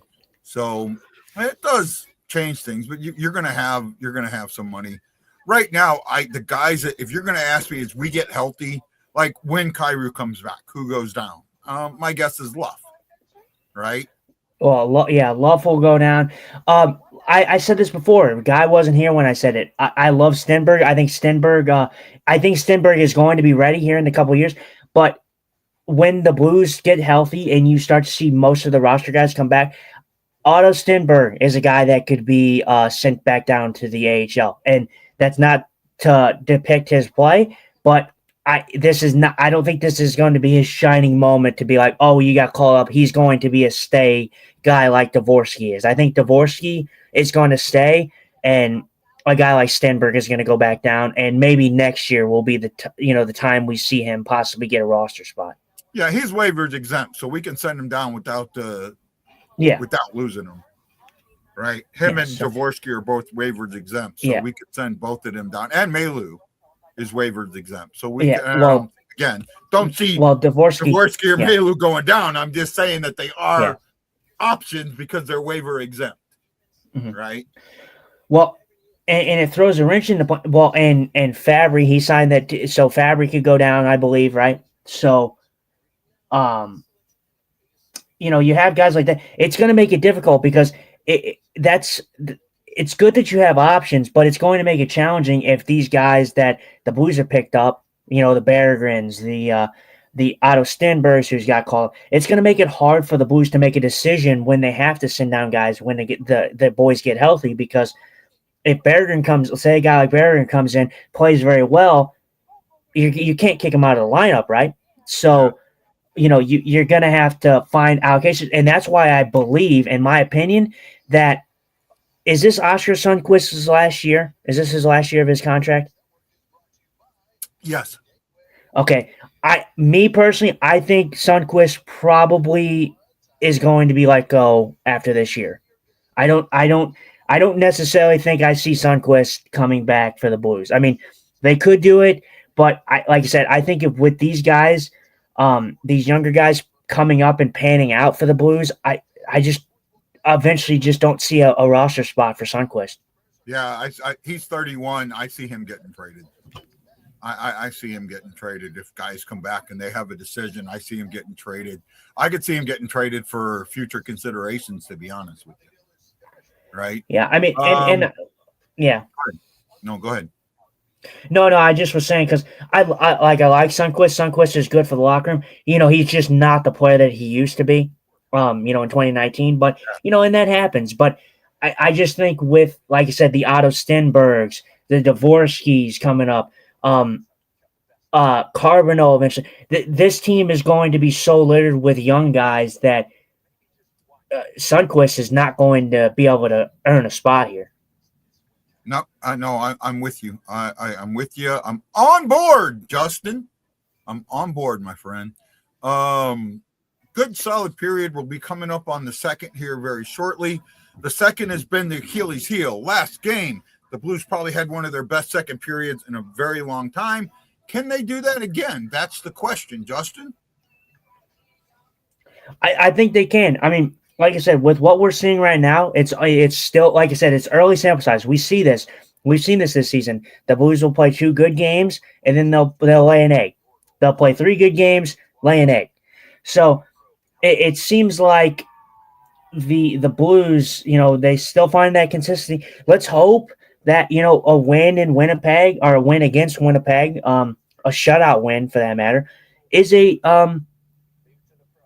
turning point for them. I mean, we said that a lot this season, like where the Blues get a win and we say, oh, well, hopefully it's a turning point. Hopefully this is a turning point. The Blues got to have that turning point. Yeah, where's the catalyst? Out of town scoreboard. Sorry, okay, yeah, I was something else to say? No, I was just about to give you the out of town scoreboard. So I mean, if you want to do it. The Edmonton Oilers are up 2-1 on the Boston Bruins at the end of 2. Also at the end of 2, the Blackhawks and Canadiens are tied at 1. The Senators are up 3-0 with the Penguins, and the Kings are up 2-1 on the Lightning. Both of those games are also at the end of 2. With 19 at the very beginning of the third, the Caps are up 2-0 on the Maple Leafs. Maple Leafs are another team having a difficult season. At the end of 2, Blue Jackets and Wild are tied at 2. Deuces Wild are in Columbus. Flyers are up 2-1 with 7:53 to go in the second. And a little bit later tonight, the Kraken will take on the Flames, and the Stars will take on the Sharks. Did I cover it all? Yeah, I think so. The Toronto Maple Leafs, they're having a tough year. I mean, and they're a team over 500. I mean, like we talked about, but they're a team that since currently third to last in their division, the Atlantic Division. So, I mean, you look at the Atlantic Division and you're just thinking to yourself, like, man, I knew Toronto was going to have a rough year. I didn't think it was going to be this bad, but most people underestimated how much Mitch Marner did for the Maple Leafs. He was a 100-point guy. You can't just replace a 100-point guy just like that overnight. Yeah. Especially what you got. Yeah, you got something in return, but what you got in return was not Mitch Marner-esque. I mean, you, like I said, you lost a 100-point guy. Yeah. That's big. But yeah, I mean, as for your leading divisions, I mean, the Atlantic Division is led by the Detroit Red Wings. Carolina Hurricanes lead the Metro. That's no surprise there, in my opinion. Avalanche obviously lead the Central, and the Golden Knights took over the Pacific Division. They're currently tied with the Ducks, but I guess they have the tiebreaker, so they're ahead. Yeah. But yeah, I mean, it's going to be interesting. Like I said, everything is going to normal out eventually here, and we're starting to see it. We're starting to see the Chicagos. We're starting to see the Seattles. We're starting to see the Blackhawks. The Sharks are going to come down back to earth eventually. Anaheim, they're still playing good. They got a new coach at Quinville. New coaches bump. They're going to go down eventually. Yeah, they're still playing good hockey, but they're still the thing that benefits the Anaheim Ducks is they play in such a weak division. Yeah, I can see it. Yeah, I agree. That's what benefits them. You have a team like the Boston Bruins, who I didn't have expected to be high. I don't think anybody expected the Boston Bruins to be in second place in the Atlantic Division. I mean, oh yeah, I had them down. I mean, I have Tampa Bay winning the Atlantic, and they're currently sitting in third. So I mean, not terrible, but not too bad. The Canadians, they're sitting in fifth place. Like, it's crazy. You have the Islanders, you have the Flyers up there in top 3 in the other division. Just crazy to think about.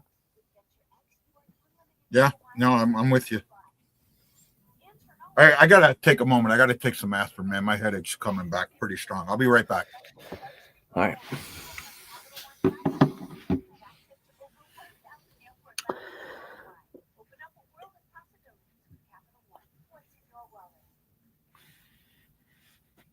Okay, Yeah, let's go Habs. Yeah, no, yeah, Chris, I know what you're saying. I could see that. I think the shot by Bergen was just a great shot. I think, first of all, I don't think Shesterkin was in the greatest position. I mean, I like I said, I'm not a goalie.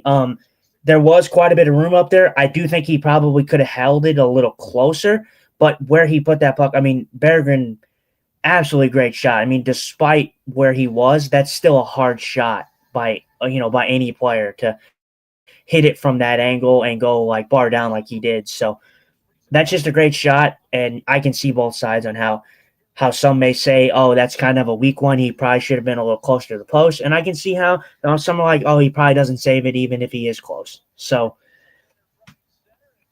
I can see both sides. But the Blues are about to come back for the second period. But like we said, the Blues' Achilles heel has been the second period. So let's see if the Blues can continue that momentum, because here, for the 4 periods that we've seen so far on this back-to-back, they've been good. I think that they have some very positive stuff to build off of.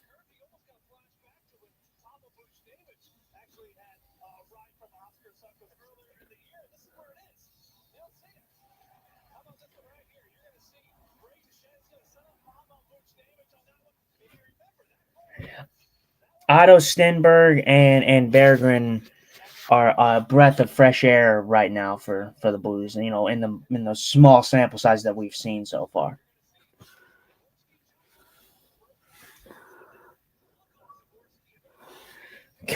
Guy is a headache. Yeah, Chris. Yeah, they're showing the Berggren goal again. Yeah, that's just a world-class shot for sure. But yeah, Chris, good comment. Guy's a headache. That's a good one. Let's see, John Hefner. It looks good. Don't fuck up the second period. Yeah, don't F it up. That's for sure. Don't screw it up. The Blues need to take this momentum and run with it. So Blues are in the zone. Thank you, Shocky. I love you, buddy. And very, very close chance already for the St. Louis Blues. Almost picking up that rebound. Justin, can you hear me? Yeah. Okay. Yeah, Blues getting that cycle game going here early in the second period. Nice to see.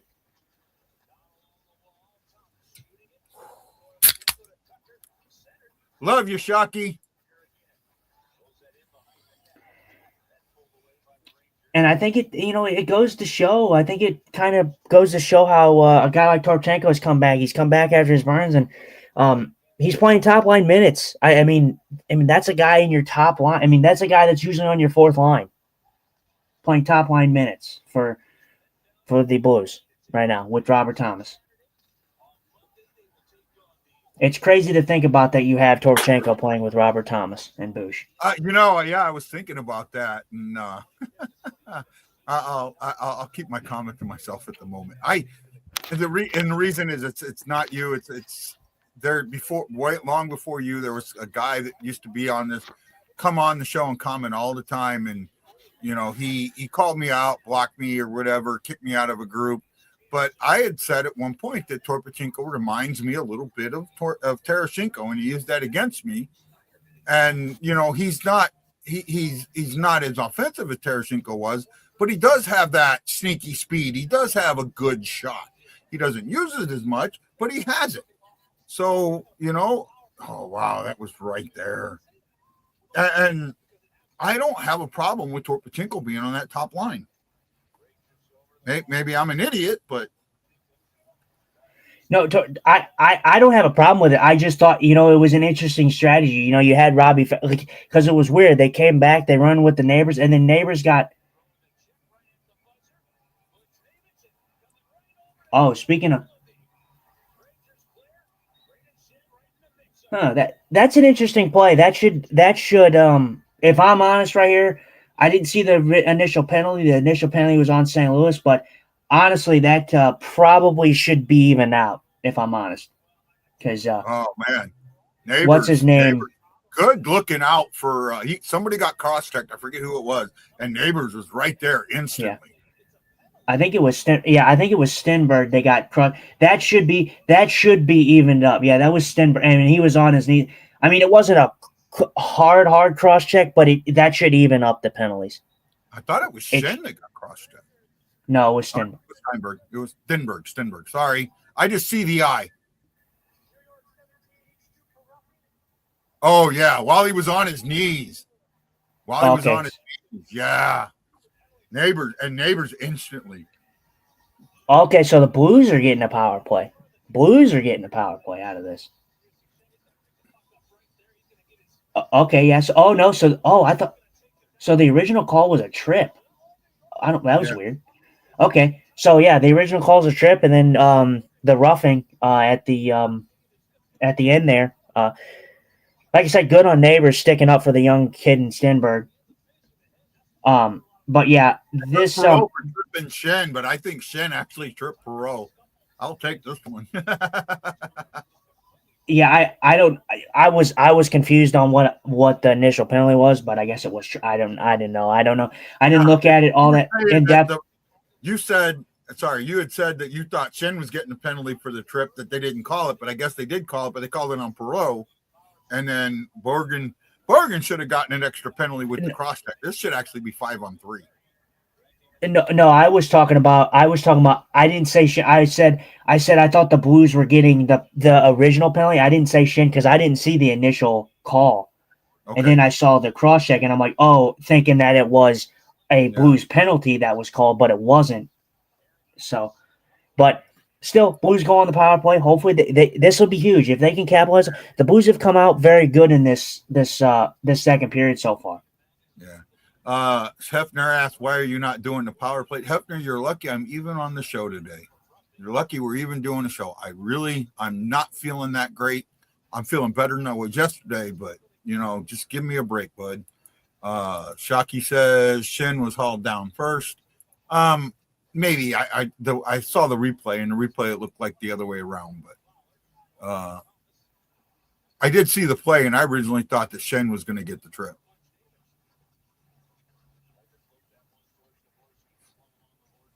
Oh, nice little pass. A little too much mustard.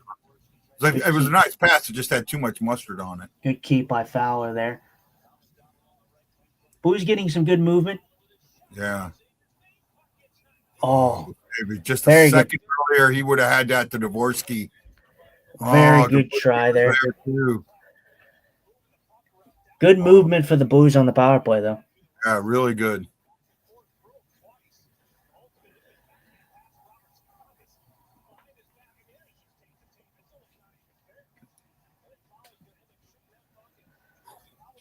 Hey, thank you for covering for me yesterday. I appreciate that.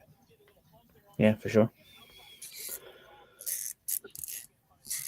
Jason had said earlier that, he said you're good at comments, and he thought that we should take turns back and forth during the periods.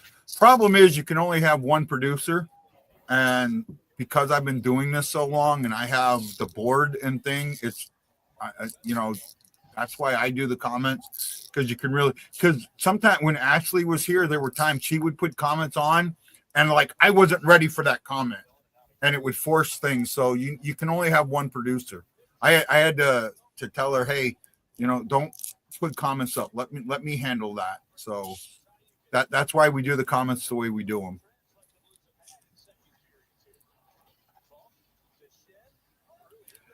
I'll tell you what, I want to bring Jordan back sometime in January. I think I'd like to talk to her about coming back in January or during the Olympic break. I'd really like to get her back on. What do you think about that, bud? He got a goal, Dr. Detroit.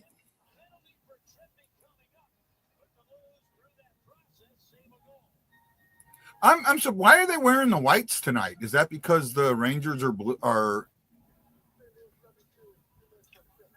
I don't necessarily know. Usually, for me, I don't know. Usually it's a malfunction. I feel like every time you see this, sometimes it's like a thing where you have the home team wearing their aways for some reason. Like usually it's a special jersey. I don't really understand it because the Rangers aren't wearing their specialty jerseys, or maybe they are because these aren't these are the thirds now, right? They changed.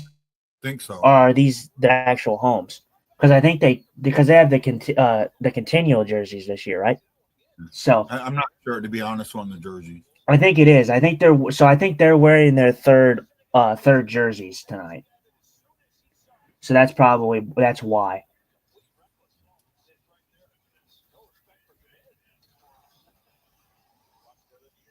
So Rangers on the power play here for tripping.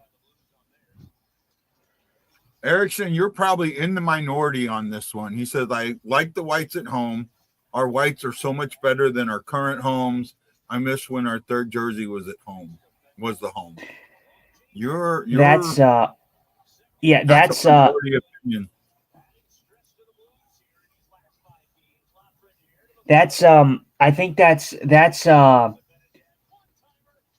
what is it, NCAA football kind of thing right there, where the whites are your homes. Well, in the NHL, you used to wear the whites at home and the dark. Yeah, no. And there's a lot of people that wish they would go back to that.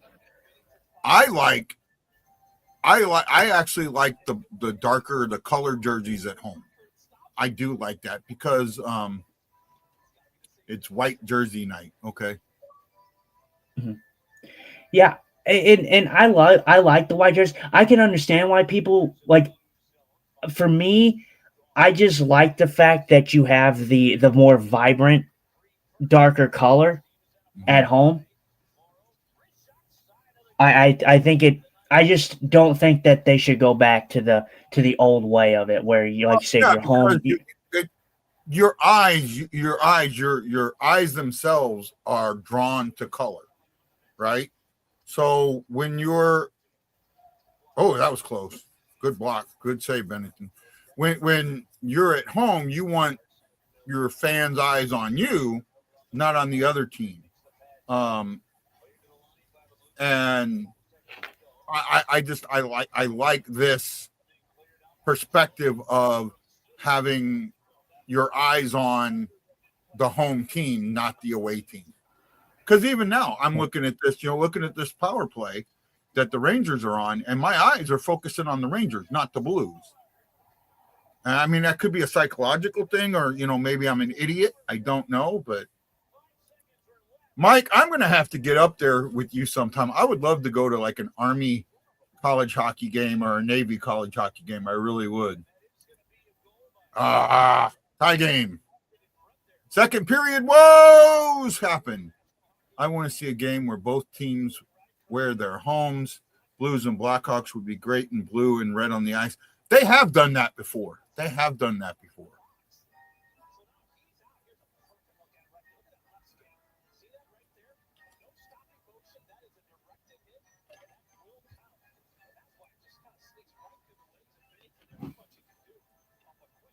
Boy, I mean, talk about being dead on. He talked about Perreault being the guy to watch, and he gets that might get looked at.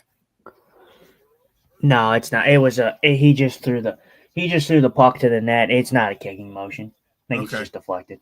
Yeah. He was sliding. Well, and when I kind of looked at it again, he was sliding away from the net. So.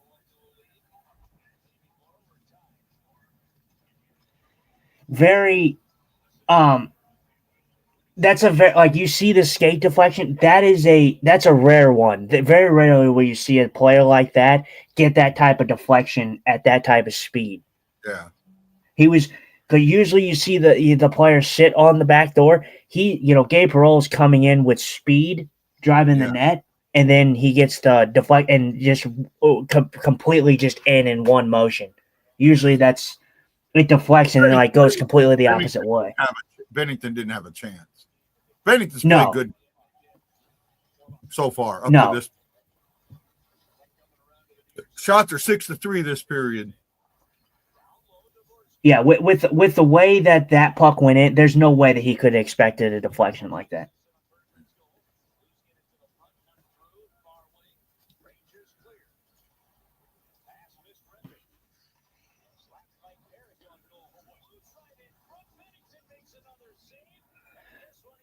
Okay, that was a little scary. Puck got shot in from the neutral zone. It bounced off of Bennington. Bennington didn't control the rebound. It bounced right in front.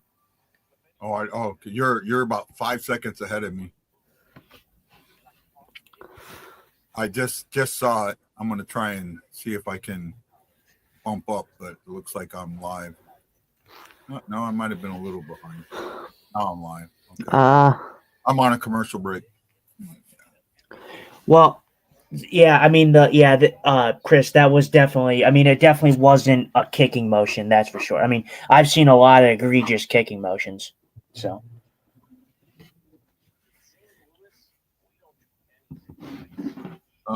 What's the difference between that and a kick? Both intentionally directed the puck into the net. Well, actually, you're allowed to direct the puck into your net with your skate. You're allowed to do that, to turn your skate to. You're not allowed to kick. And the one thing that I've heard, and I've heard a referee say this. I've heard the question: what is a distinctive kicking motion? And think of a soccer kick. Right? Either, a straight on kick or a side kick, like that. Think of that. That's a distinctive kicking motion. Yeah, I mean, when you think of a kick, I mean, it's pretty obvious. I mean, you can that's the one thing that would be okay for me if they made a mistake on it at first. Eventually when they go and replay the goal, they can fix it. But kicking motions is one where I'm like, okay, that's a human factor because the game is so fast. The puck is, coming with speed, and you're not looking at it. So, at first glance, it might be, okay, it hit off a skate. Is it a kicking motion? That's something you might have to go back and look. But shockingly enough, the NHL actually does decent with that. The referees do decent with the kicking. Usually they see that pretty well, which is pretty incredible to me that they see that minuscule of a play, but they still can't get goalie interference correct. Yeah. Curious, what commercials do you see in Hawaii? Well, since I watch it on ESPN Plus, I see the national commercial that ESPN shows. If I watch it on Center Ice, I see actually the St. Louis commercials. I see those.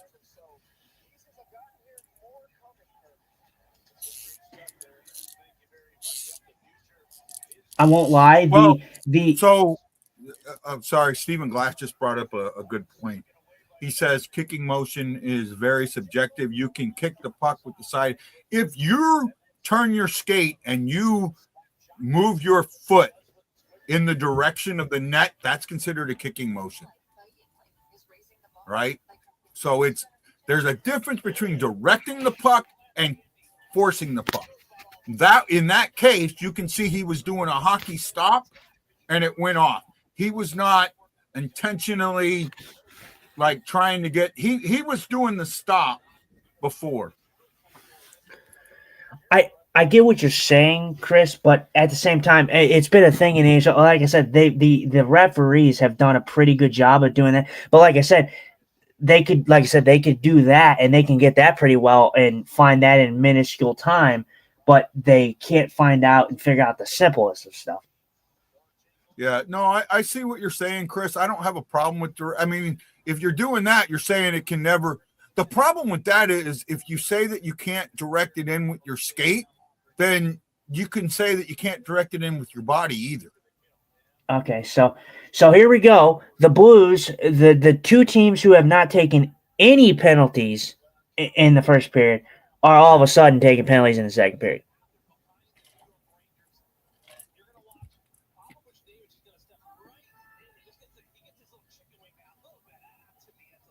That's weak. That's a weak call. Like I said, this is a thing. Yeah. Well, I think this one should have been a 4-on-4. I think they could have called embellishment on it too. That's weak.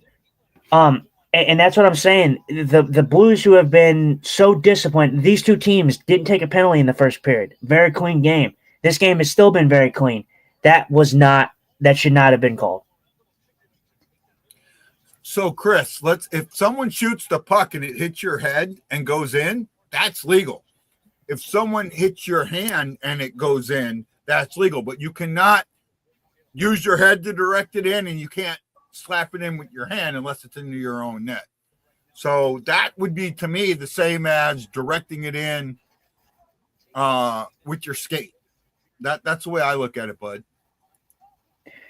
Now, I may be a little bit crazy on this opinion.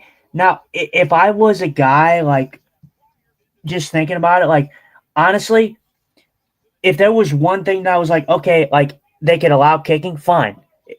If they wouldn't allow kicking, I'm like, okay, whatever. Very rarely, I mean, you do see players that do try to do that kicking and stuff, but it's very rare when you get the opportunity to do something like that. My thing is the hands. So if you throw the puck in the net, obviously it's a no goal, right? And it shouldn't be a goal. The hand passes, those shouldn't be allowed. I think when you're talking about your skates in your hands, it's like a different kind of aspect, because I think if you're able to do something with your skates, which you're actually playing with, like if you're able to have the ability to go down and kick the puck. I mean, it's not a very skillful play. I mean, I'd like to see players score with their sticks, of course. That's what they're there for. But in the grand scheme of things, I'm not as angry to see a kicking goal, because I'm like, okay, well, it takes some skill to kind of find the right way and the right opportunities to do that. But it's kind of how I feel about high sticking, like not the high sticking goal, but the high sticking. Like when you see a player bat the puck out of the air, I just think that that's just skill, and I understand why they do it. You're not supposed to have the stick above your shoulders, and I understand that. I understand why they do it, but for me, every time I see that, I'm like, that's just a skillful play, man. Like I like seeing a player that is able to have the hand-eye to bat it out of midair. I'm with you. I get that. We're kind of on the same page with that one. Mike, I would like to see I mean, they did for a while. They kind of cracked down on embellishment, but they went away from you.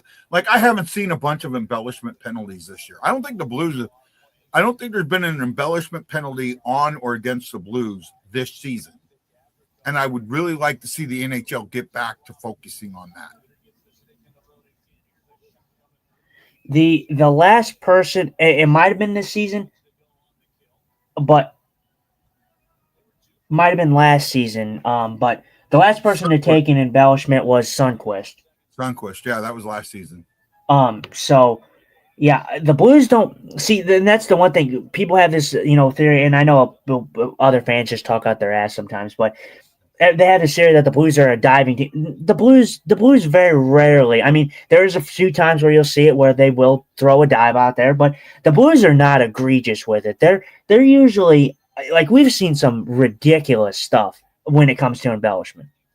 Yeah, the Blues are not up there for a team that dive a lot. They really are not. Mike asked, does it worry you when it's 19-8 on shots halfway through the game?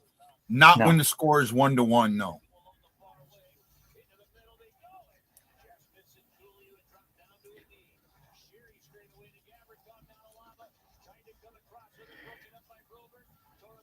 I really don't like that this team I just really don't like that this team didn't get a single penalty in the first period, and then all of a sudden they want to start throwing the penalties out in the second period. I mean, this has been a consistent theme now for the last, 5 games now? Yeah. Blues have not taken any penalties. Neither team got a penalty in the first period. That's what I just said. I said neither team took a penalty in the first period, and then now they're calling penalties in the second period, which I've said maybe that betting has a factor to it because of the whole thing with the second period. The Blues' second period has been so bad that that's like the betting odds and stuff like that. They want to keep that up somehow. I mean, you just wonder to yourself, really.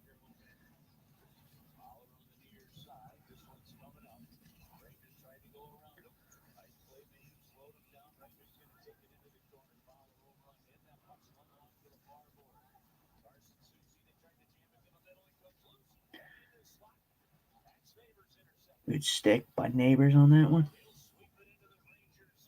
Oh, Jesus fucking Christ.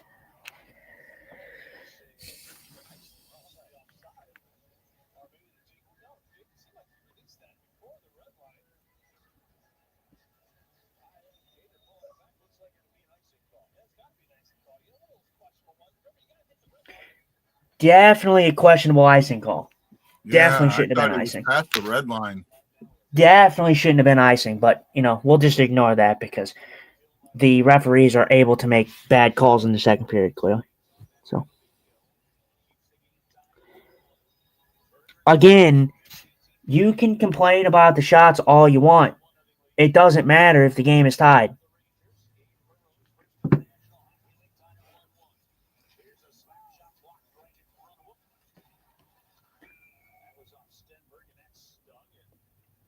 I really, for me, I don't understand the infatuation with shots. I get it. You want the Blues to get more shots. The Blues were peppering the goalies for 35, 40 shots a game, and no fans were still not happy about the shots. So you can't make everybody happy. I will tell you what the fascination with shots is. I absolutely know what the fascination with shots is. It's so, and maybe you remember this or you heard this. You miss on 100% of the shots you don't take. Like I said, that's fine. Like I said, that's fine. I'm not going to sit here and act like the Blues are a team who's taking 35 shots every year. I mean, they're not a team that shoot a lot. They don't shoot. That's just been their motto for ever now. Like, at least in the recent years that I've been watching, or at least as far as I've known them, they've never been a team that shoots a lot. They always get outshot. It seemed like every game. This feels a little different to me. The Blues outshot the Winnipeg Jets in the last game. It was only by what? A 4 margin or whatever. My thing is the shots are fine, but the Blues are not allowing over 30 shots a game on a daily basis. They're allowing maybe high 20s, usually 27, I believe is what the number was, what they were allowing average-wise. That's still good to where the Blues were. Usually they average probably about 36 shots against, probably. So, for me, it's not the shots for, it's the shots against. If the Blues are not allowing, if they're getting a lot of shots against, that's fine, but it all comes down to quality of shots. If you have quantity shots, great, but you have to have quality shots. Mike says, sunny, January 2025, embellishment and fine 2,000. Yeah, I'm pretty sure that was the last time. I don't know. Hefner says there will be 50 to 60 shots on 50 this game. I don't think so. It might get into the low 40s, but I don't even think it'll get there. What they tell my son when he plays baseball is the umps will be the umps. It's part of the game. Same with hockey. It's part of the game. That's true. But however, I would like, again, I do think that if the NHL goes back to focusing on embellishment, you will see it because they haven't been focusing on it. Now you're seeing it. If you go back and focus on it, it goes away. You got to focus on it though. You got to, the rules there. Okay. Okay. Now I want you to look at this. I want you to look at this play and tell me why that is not a hook. Why is that not a hook, guy? I didn't see it. I was. Well, you'll see it. Oh, just now on 29. Yeah. Why was that not a hook? I do not know. Exactly. So what this is telling me is they can look at that. The Blues. The fact of the matter is the Blues are not getting rewarded in the second period when it comes to power plays. They really, really are not, and it really makes me question. The last game, the Winnipeg Jets had a bunch of chances on the power play or whatever in the second period. The Blues were getting all the penalties, and the Jets could have even called for 4 or 5 in that period, and they waited until 18 minutes into the second period to call a penalty on the Winnipeg Jets. So the fact of the matter is the Blues are not getting the power plays that they deserve. that they've earned. So, at least in the second period. Yeah. Shockey said that was a horrible no call. Of course it was. But like I said, this has been a general theme, and I hate to blame the refs, but if you go back and watch the second periods, go watch these teams not get called for penalties in the second period. It's not just this game. It's not just last game. It goes back. It's been a trend for a while now. Yeah. I mean, that was really bad. That was in open ice with the puck right at his feet. How was that not a hook? Yeah. Blues get a very good chance right there. Shesterkin gets a save there. Kind of puck. I don't know why they blew the whistle because it wasn't covered, but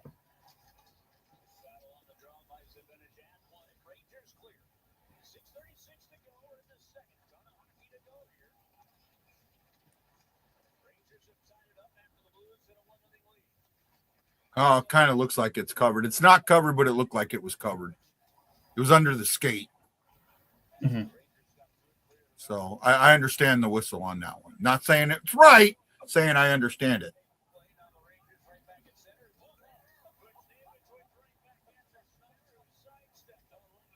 Oh, I understand the blown whistles. Sometimes I understand them for the most part. There is a few times where I see the one that sticks out to me was the one in game. What game was it? It was game 5, 6 maybe, where the Predators in 2017 when they played the Penguins, I believe. Or no, was it 2016? 2016, 2017 when the Predators were in the final against Pittsburgh. And no, that was 2017. 2017. Okay, whatever. You get my point. The Predators would have scored, and they did score, but they blew a whistle, and the puck was in the blue paint. Clearly not covered, and they blew the whistle too early. Very rarely do you see that, so I do understand the whole like chaos in front of the net, not seeing the puck kind of thing. Yeah.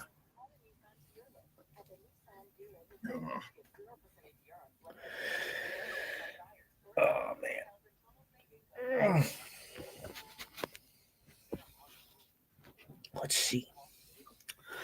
Let's see here. Go be a ref. See how hard it is.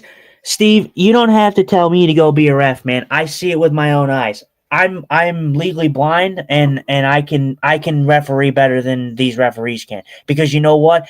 For me, like I said, I'm getting back to this whole betting factor. There's no way in my mind that I think the NHL is not having any betting factor. That's why I think that we're seeing the stuff that we're seeing. We're seeing the inconsistency. There is no way. Okay, I get it. You make mistakes. You show up for your job. You want to impress your boss. You want to do good things for your boss. You're not going to be perfect all the time, right? With anything you do in your daily life. There is no way that you do a job and you are this bad at it. There is no way. I am sorry. You can make mistakes. You can learn from your mistakes, but once you do something wrong at your actual daily living job, are you going to make that same mistake again? No, probably not. But and I know that's not the greatest analogy, but there's no way that these referees can be that bad. So just in the way, and the reason I defend the refs is because we're seeing it in hindsight. Almost 90% of the time, we're seeing it in hindsight, and we're seeing it from a God's eye view. Right? We're not seeing it. I'm not even going to say anything. Level. Say again?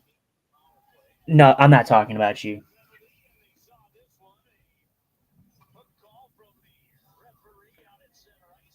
Mike Martino says, I referee college and high school football and travel baseball. It's hard to get everything right. I understand what these guys are going through. And that's what I say. I get it. They do miss things. There are things that could have been called. Could that hook have been called? Yes. Should it have been called? Yes. Was it? No. Okay. Why? I don't know. Playing some.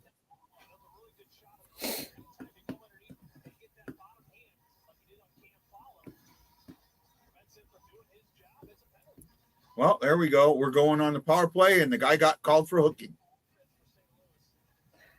Oh, yeah, that's definitely. He's got his glove hooked right in the hand.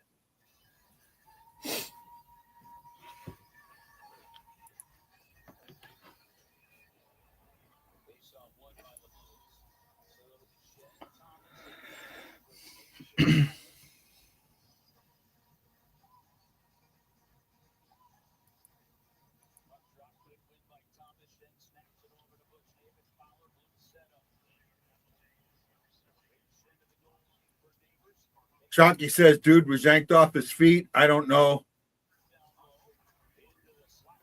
I don't that call. I'm fighting and blaming the ref. That's why you spent more time in the penalty box than you did on the ice, Chris.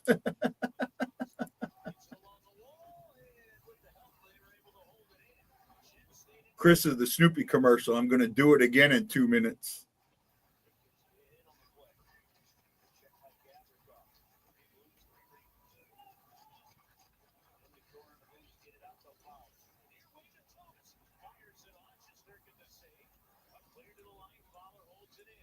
Good hold, Fowler. Yeah, good movement.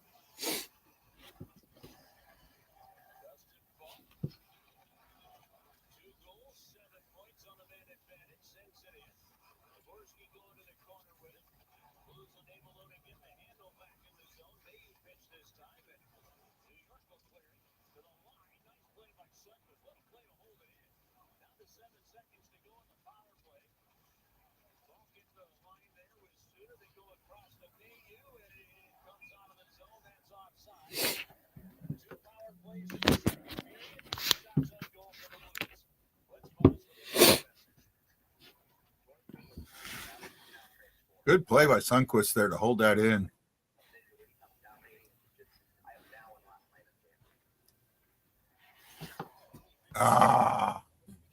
Right out of the zone as the power play ended.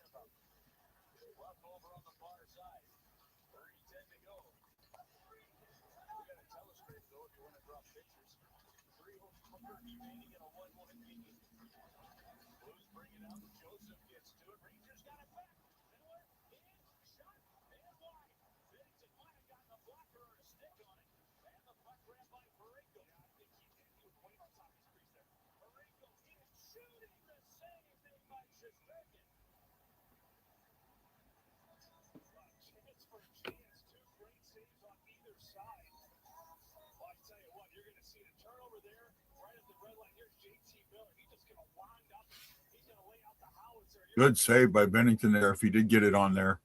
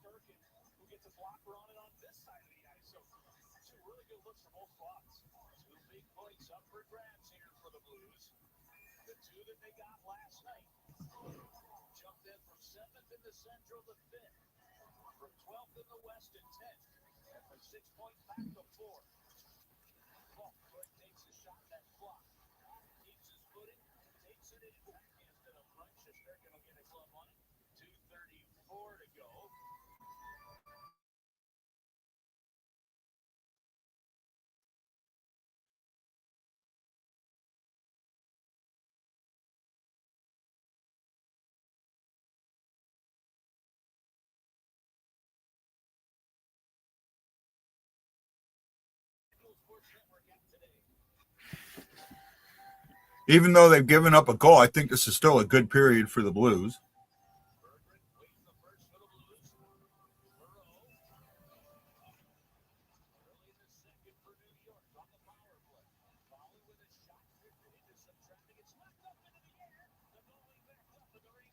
Very good chance there for the Blues on that one.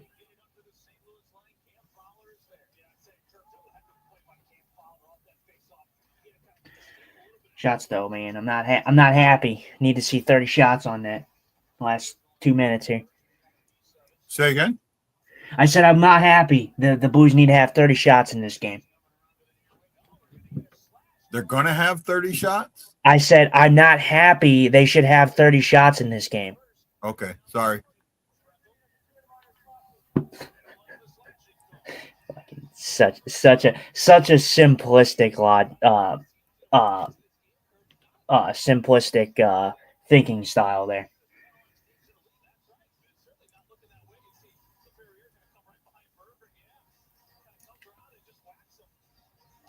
Okay, now that's so the Blues getting another power play.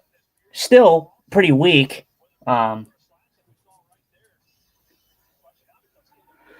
See, I'm fair for both sides. I think that was pretty weak.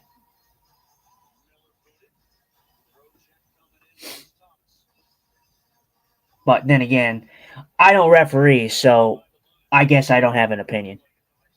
Chill, please. I just think it's funny. Oh, very good try.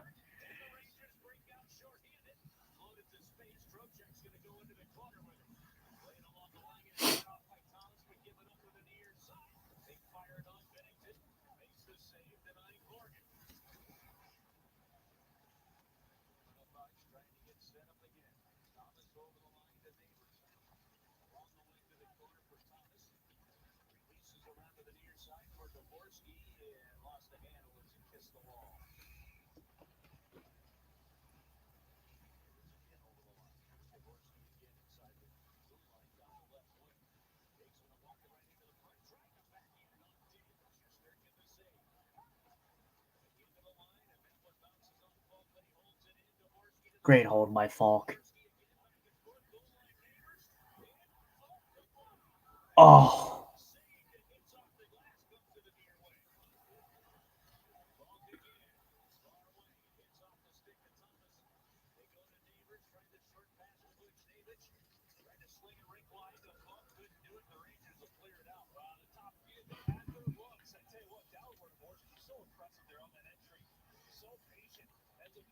Oh, just bounced over Thomas's stick there.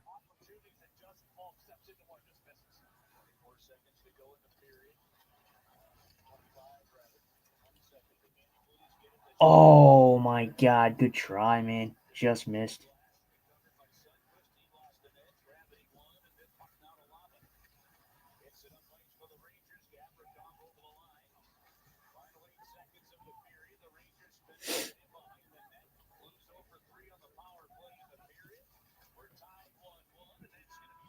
All right, into the second.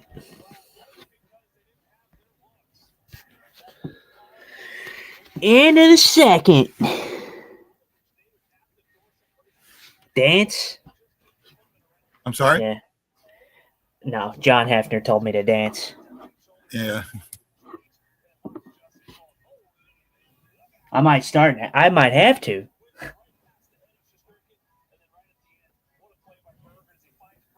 Oh, Shin just missed. Yeah.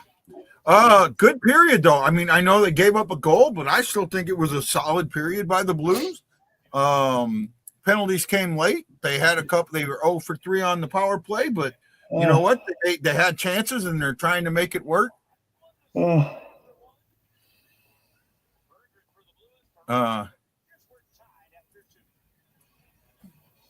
I think there was a good period. We'll kind of cover it here. They were outshot heavily in that period, 15-10. Well, not heavily, but they are outshot 25-15 for the game. Let's see if I can get the numbers right here. 40 attempts for the Rangers, and the Blues 31 attempts. 16 hits for the Rangers, 9 for the Blues. Physical game. Yeah, Blues have 8 giveaways, Rangers 9. Rangers taking it away twice, so of the Blues. Rangers have blocked 10 shots, Blues have blocked 4. Face-offs are now favoring the Rangers 21-19, 53% to 48%.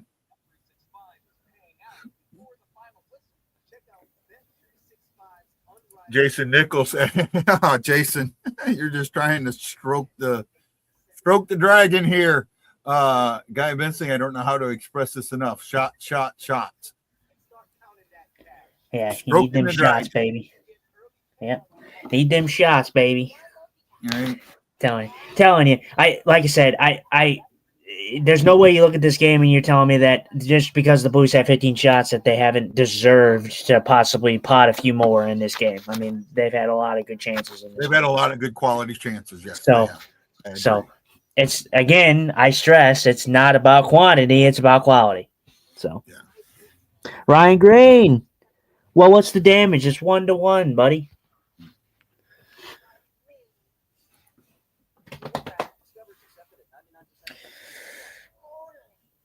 Not much damage going on. They're getting decent chances. Both teams have gotten some chances in this game. No, it's been a good game so far. I mean, that's why I really don't have a lot to talk about. I mean, stroke the dragon, yeah. We do like to stroke the dragon here. Say again? I said, Ryan said, stroking the dragon. He said, he liked that, so. Sounds like locker room blasphemy.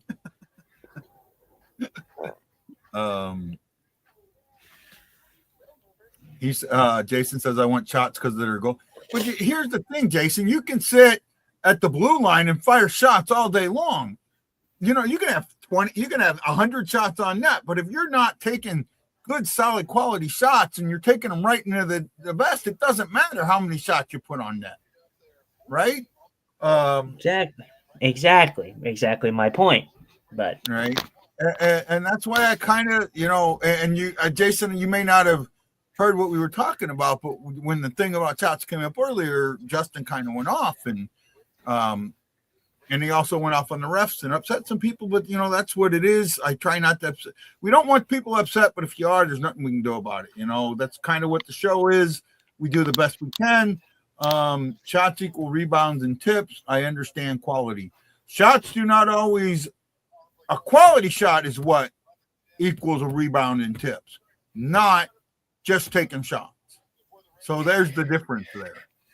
The Blues have created chaos in front of the net, like we've been wanting them to. They've been creating chaos. They haven't been just getting shots from the point. They've been trying to shoot for tips, deflections, rebounds. They are shooting from the slot quite a bit. A lot of teams are giving the Blues a lot of slot opportunities. Those are grade A chances. You put those in. We do need to start seeing the Blues finish a bit more, but I mean, for tips, deflections, rebounds, put those in. What the hell are you doing? Sorry, I clicked something and it brought up the show. But you know, you're looking at this from a aspect of the game. I mean, the game's tied, so who cares how many shots each team has? You know, the fact of the matter, the most important stat of all is both teams have one goal. Yeah. So, You can be the Carolina Hurricanes. The Carolina Hurricanes have made it a mission to fire 40 shots a game. Yeah, they are a team that is successful right now. They're a good team. That's their style. But just because they're good at it doesn't mean that other teams are going to be great at it. Each team has their own kind of spin on things. Wow, this would shock me a little bit. Dr. Detroit says Berube probably getting canned tomorrow. Maybe, I don't know. I mean, they got beat 4-0 today. We can go. Oh, I can cover the out of town scoreboard. Bunch of finals. These games are all final. Oilers beat the Bruins 3-1. Blackhawks go down to the Canadiens 4-1. The Senators go down to the Penguins 4-0. Also with that same score, the Capitals beat the Maple Leafs. Kings clipped the Lightning 2-1. Let's see here. Minnesota goes up 5-2 over the Blue Jackets. These games are still in progress. With 9:40 to go in the third, the Sabres are up 4-2 on the Flyers. At the end of one, the Flames and Kraken are scoreless. And starting here momentarily, Dallas is in the Shark Tank. John, I care. Okay, I care because it's a simplistic mindset. Again, I say this: quantity over quality. The Blues had one shot against the Senators, with the Senators having 7 power plays. What did the Blues do in that game? Yeah, they won. So who cares about the shots? Cares about the scoreboard. That's why I care. People trying to make me angry today. Come on, chill out. Just let it, water off the duck's back. Right? Bailey. Turmoil. I agree. It was a bad fit for that team from the get-go. I believe that. Bailey McClure, I don't recognize this person, so knew one of the most important stats. Goalie that has had a good stretch, has a 9-10 plus save percentage. I know a little bit. I know a little bit of Bailey. I don't know him like that, but I believe Bailey that me and you are friends on Facebook. So I do know the name. I'm familiar with the name. I don't think that we talk very much, but welcome, buddy. If you're just now listening, give us a like, share, and subscribe if you feel so inclined. Definitely appreciate you tuning in. Well, let's while you say that, Erickson Krieger, Mike Mariano, Sister JJ. The S hockey guy, E. Guido, Hefner, he who shall not be named, Aaron Nels, and Jason Nichols. Thank you for putting. Was that the list? I was on the show once. Bailey, I don't remember. That's what I thought. I thought Bailey was on, because I was like, I remember talking with Bailey. I thought he was on the show at one point, because I think it was at the beginning portions of when I started to come on with you. I thought. Was it a comment, or did I actually have him on? I thought you had him on, because I think he messaged you and he's like, I got to see or something like that. Or I was like, it might have been me that said something to you, and then we brought him. I don't remember, but I just know that I thought Bailey and I had a conversation over like a show before, but I didn't know if it was this show or not. Yeah, it may have been. I don't remember. Game 7 Jets. Okay. I still don't remember. I'm blanking out, Bailey, so excuse me. Was that our list for likes? I don't, Bailey, did I just let you comment, or would you actually come on the show? Because maybe I'm blanking out a little bit, bud. And I apologize if I am. I don't think Jordan. Was that the full list of likes, by the way? Say again? Was that the full list of likes? Yes. Okay. Oh, that's interesting. Interesting. No reason. No reason, guy. Okay. Oh my God, it's gonna kick me out, isn't it? I hate this. All right.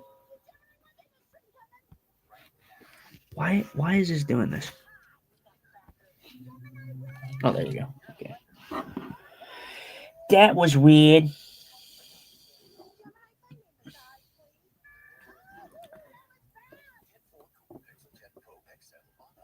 All right. Well, yeah, the Blues.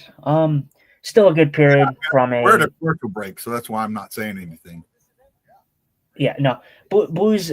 Blues at that. Blues in that period. They give up a goal. But I mean, a solid period overall. I mean, nothing too painful in that period to go over. All I remember about Game 7 was me cheering and then dropping the flags, the towels. So I apologize, Bailey. Well, she's got just got so much going on in her life right now that her dad is in the hospital. He had an aneurysm, and my heart goes out to you. So she's dealing with that right now.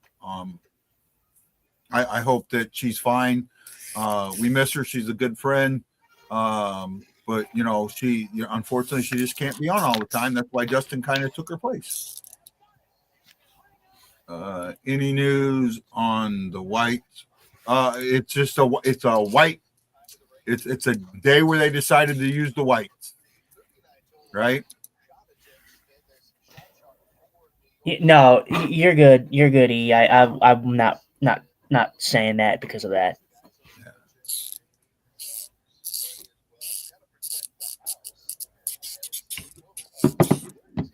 What are you doing?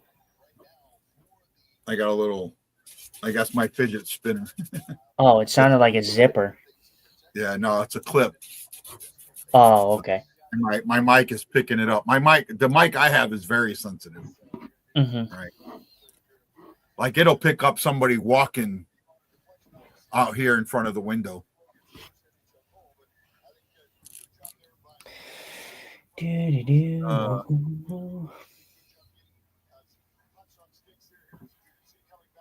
So yeah, appreciate Sister JJ. I don't know if you're still in here, but I appreciate you reaching out and telling me about the last show and how it was disappointing that the guy had to get off of the third, but how I did a decent job carrying myself. So I appreciate that. If you're listening, of course.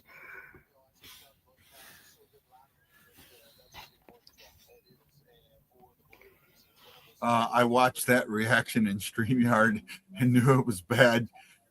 I knew the Blues blew it because I was on a delay. And I just, Bailey, I'm sorry. I just don't remember, man. Forgive me. I just, sometimes my head goes away from me. And like I said, this is for me kind of a tough time of the year.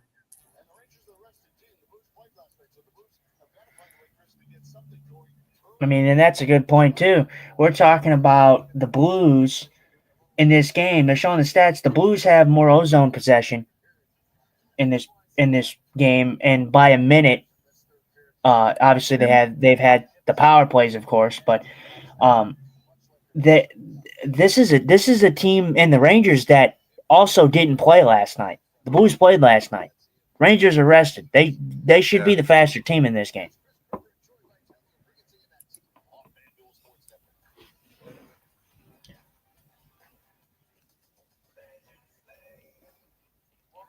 A point's big in this one.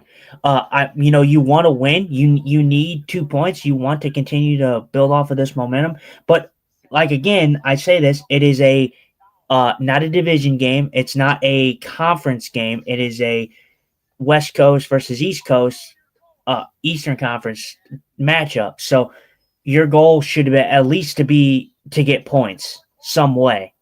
Whether that's 2 or 1 or 2. You want to get 2, obviously, but you should be hoping that you at least come out with a point.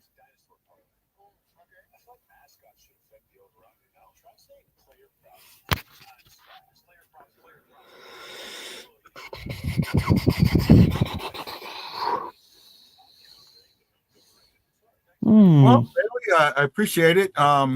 message me on Facebook and we can talk later about possibly coming back on if you're back into the season or whatever. Just let me know and we'll kind of go from there. Like I said, I don't remember. I probably have to go back and watch a little bit, but a lot of things have happened since then for me. So, Matt says Berggren's goal. Yeah, getting a goal, 6 shot. Detroit fans love this kid. I hope he keeps it up. Let's. Yeah. We need.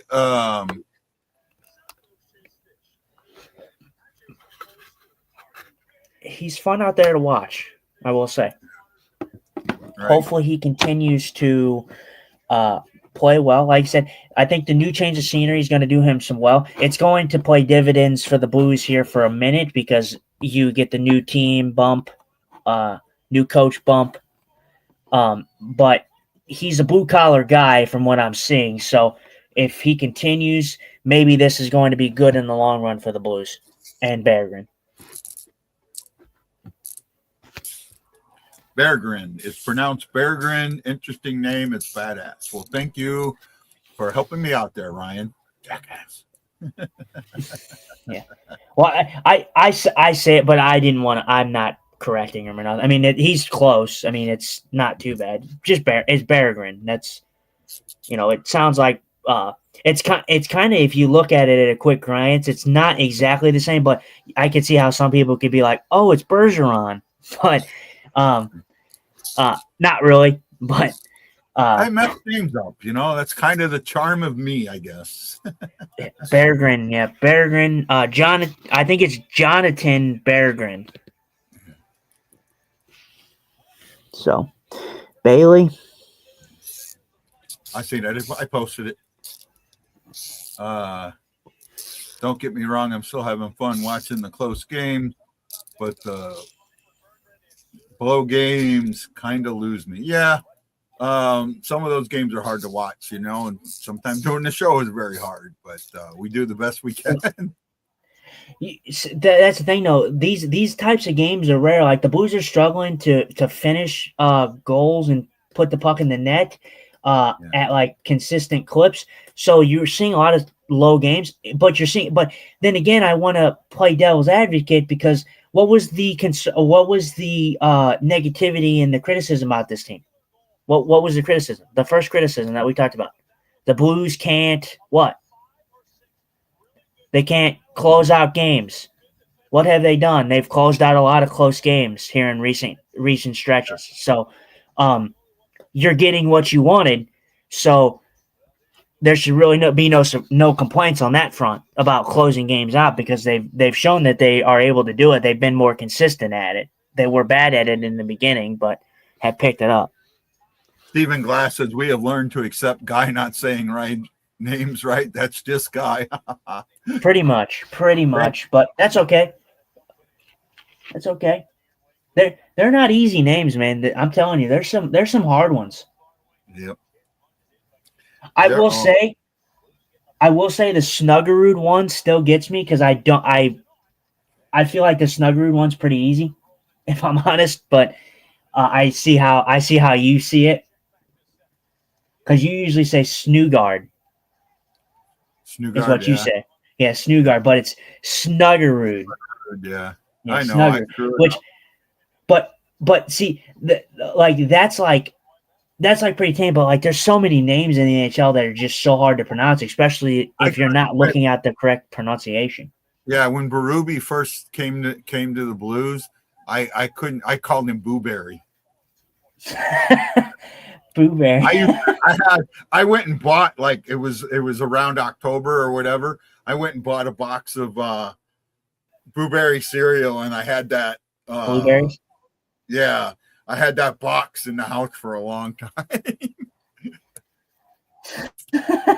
That's pretty fun. But like I said, you can't get on to people for mispronounce. I see it all the time. It's such a hard thing because there's so many players that are not like there's a lot of American-born players, but there's a lot of foreign players in the NHL. Oh yeah, the French names get me. Oh, I seen a thing on there's this lady that pops up in my feed. She's British, and she talks. She's like a sociologist or history person, and she was talking about the gunpowder plot, which is where I got my name, and she called him Guy Fawkes, and that's actually not his name. His name was Guido Fawkes, and the British shortened Guido to Guy because it's actually a French name. That's where Guy comes from, and it was spelled G-U-I, not G-U-Y. It was the French who changed, or the English who changed the spelling to G-U-Y. Yeah, that's why I got on E one time about not knowing about the origin of my name, because it's his name. Yeah. So the Blues come out in that period. They get the Bush gets a wraparound chance, pretty close chance right there, and then Mayu with a fantastic pinch. He led the Blues went for a change, and he came in, and instead of going off for a line change, he went in and turned over the puck and got an offensive zone faceoff for the Blues. So you love to see that.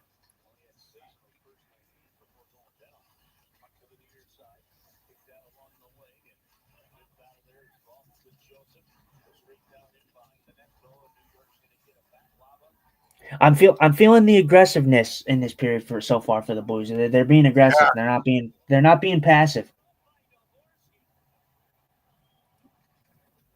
Yeah, I'm feeling it too, my friend.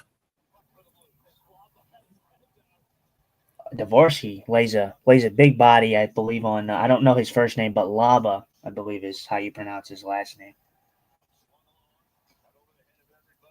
I know our buddy Matt did a thing on Chris Drury, because he is definitely not a Chris Drury guy. He wants Chris Drury gone, but he was saying like, well, you finally did it, Chris Drury. You finally have your best player, because the Rangers have not had a player score over a point, I believe it was, in a season, in their draft picks or whatever. Laba was the first one.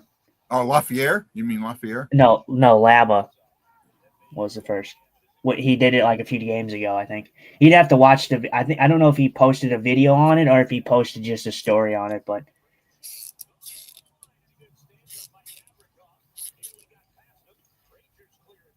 yeah, that was who was it that asked me that? That was I know it. I'm gonna say it here in a second. He's a friend of mine. Unger asked me that, if it was Guy or Guy.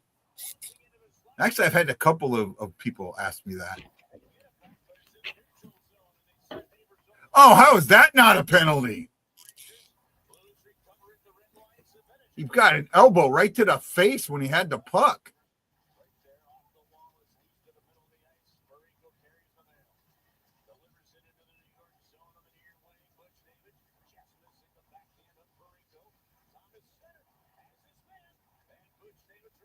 It was a very good pass by Tom. Man, Thomas is just Thomas. I mean, I don't know. I'll have to send that to you. Oh, very good. I'll have to send that to you. The trade that I saw that Matt sent me. I don't know if he sent it to you too, but no, he didn't. I was like, did he? Did he send it to you or no? No.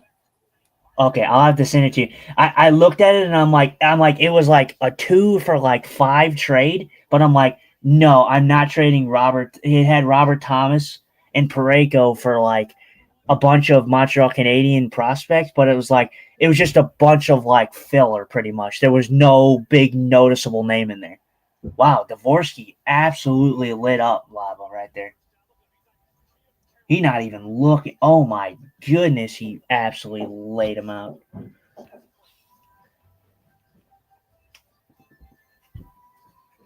See that? Yeah.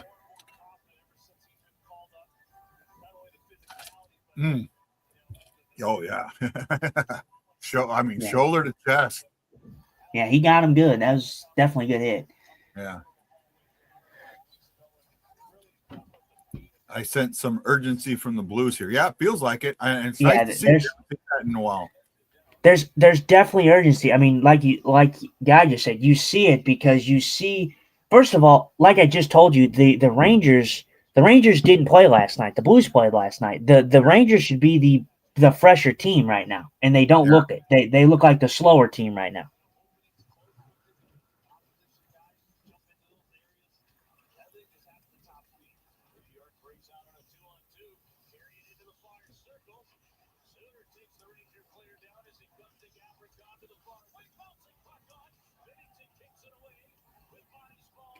Very good save.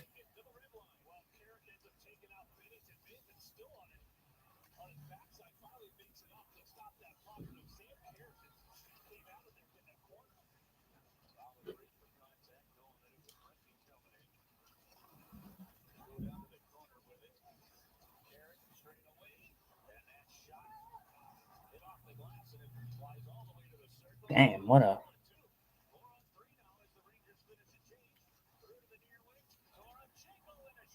Ooh, good try by Torp. I'm liking the fact that Torpchenko's on the first line. It's crazy to see him up there just because of name value, but he's done well up there. Yeah. Oh, you're Thank you, way Ryan. Appreciate that, Ryan. Thanks, dog. You're way ahead of me.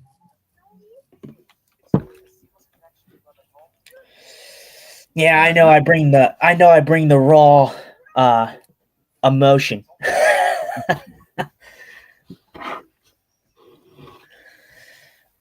We tried the best job we can for you guys. That's what it's all about. Mm-hmm. Right. BlueNote fan report. You know, I bitch about it sometimes, but it is a labor of love. I've been doing it for my 8th season, and you have to. You know, it's important to me. It has been therapy. I have been able to separate some things that have happened because of the show and, work around. But I have met some really, really, I have friends, good friends, and I'll say this summer, getting to meet Hefner after 7 years was really cool. That was a lot of fun to finally get to meet him. And then, being able to go to Roland's funeral. That was just one of those situations. I mean, I'd have been at Roland's funeral no matter what. The flag's already flipped. What are you talking about, John? Look over Justin's head. The flag is already flipped. The screen, Justin. Look at this. I don't know if you see it on the screen. You mean up in the top right? It's on the top right of me. So yeah, you notice it's upside down. So during the 1890s. Say again. No, I didn't. I mean, I noticed up there. I know it's up there. I just didn't. I wasn't looking at it in depthly to see that it's upside down. Yeah, it's actually upside down.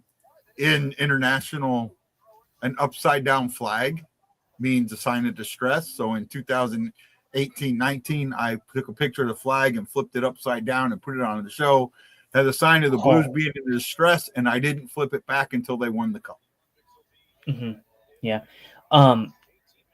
Very good chance. They just showed, I'm sure you saw it. They just showed JT Miller and Colin Parayko getting, having a fight in the Four Nations last year, which is kind of crazy to think about because when I think about Colin Parayko, I don't think about fight, and I certainly don't think that the dancing partner, if he was to fight somebody, it would be JT Miller.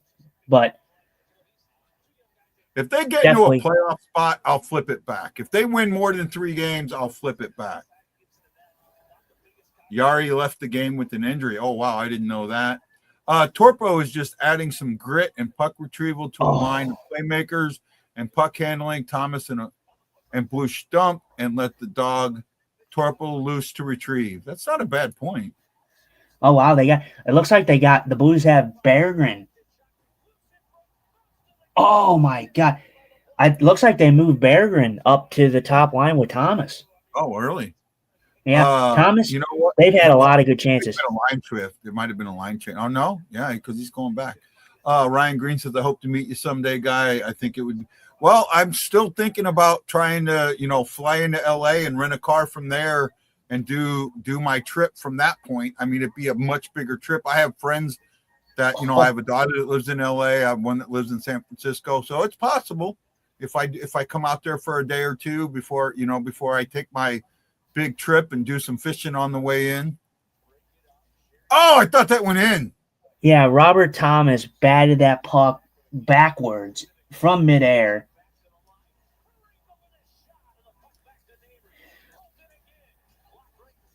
There's a lot of energy or urgency in this team right now. Yeah, wow. Yeah, the Blues are peppering shots right now. I mean, the Blues have definitely been the better team in this period. I've been to Stephen. I've actually been to Australia 6 times.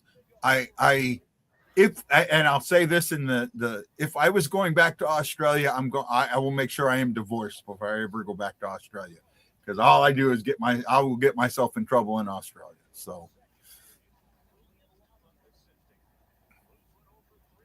and I say that with love to my wife. Yeah, there's a sense of urgency in this. I mean, I don't know what it is, but they've came out with some energy. This looks like an even bigger push than the first 2 periods. I mean, I didn't think they played a bad first 2 periods, but this is the energy. You feel it. Yeah. Yeah, I think that they got Thomas with I think Berggren moved up with Thomas and Bush, I think. And they dropped Torpchenko, it looks like. Add a little speed there. Well, they got those really good chances. That Thomas line had 2 good chances right there. Thomas in the slot, and then Thomas again knocking the puck out of midair. Shockey said I drank a lot in Sydney. If I went back to Sydney, the one thing I would have to do is go get me one of them damn meat pies, man, at the pier. That was so good. I don't even know if they still have them.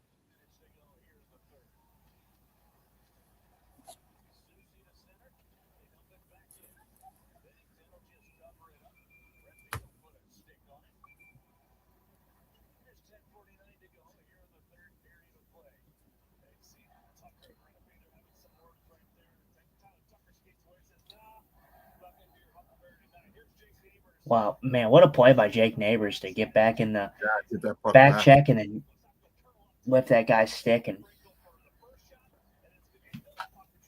I guess Steven knows what I'm talking about. There's a little red truck that's right off the pier, and they make these like pot pies they're covered in mashed potatoes, and they're just really, really good, man. I ate like 5 of them while I was there.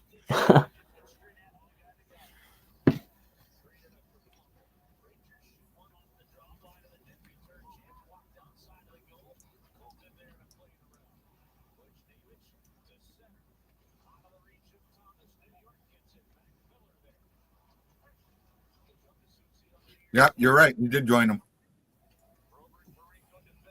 You did what? Yeah, Berggren did join them. They did make a line switch. Yeah. You were correct on that.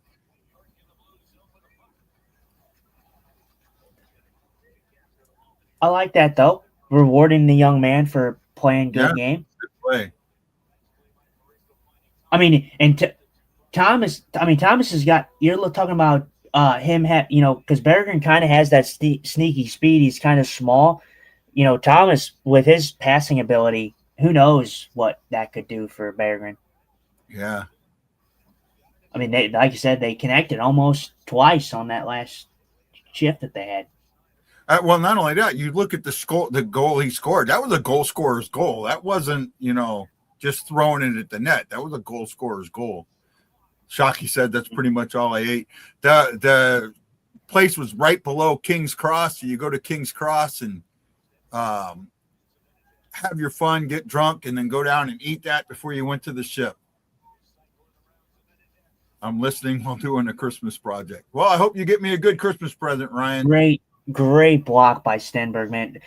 I'll tell you what, Stenberg, for me, like I said, I still don't think Stenberg is going to be a guy that is on this roster once the Blues get healthy. But Stenberg is a guy that probably could make the roster next year. Yeah. By the way, if you're watching on Facebook, put a heart on or a like, a thumb up, a heart. We really appreciate that. It helps the logarithm. If you're watching on YouTube, do the same. It helps our show get out there. The more likes we get, the better chance that people are going to see this. I think Monty's just trying to get some finish. Possible. I mean, I like the fact that he had some speed up there with him. I mean, you talk about trying to make things work. I mean, yeah.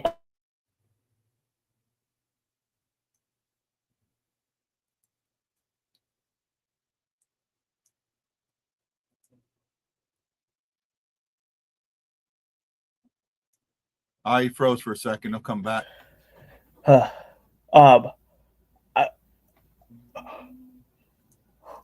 hello? Yeah, you're here. Okay. I like what they did with Torchenko being on that line. Like they said, okay, Torchenko, let's reward him for playing good, playing hard, working hockey, getting first line minutes, and then he's not having. I wouldn't say he's having a bad game, but he's just Berggren's having a good game, so they're rewarding him. So.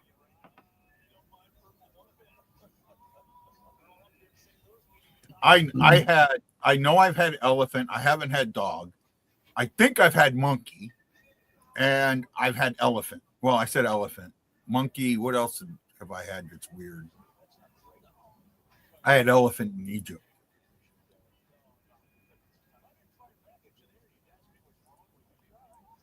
That's interesting. What? Elephant. Yeah, there was I guess there was a it's an well, I don't think it's an endangered, but it's a there was a place like like alligator and crocodile. You like crocodile, you have to get it from a farm. And there was a farm, it was an expensive steak, I'll tell you that. I bet. Yeah, steak in general is not cheap. It was also the size of the plate. It was freaking huge. A lot of fat in it.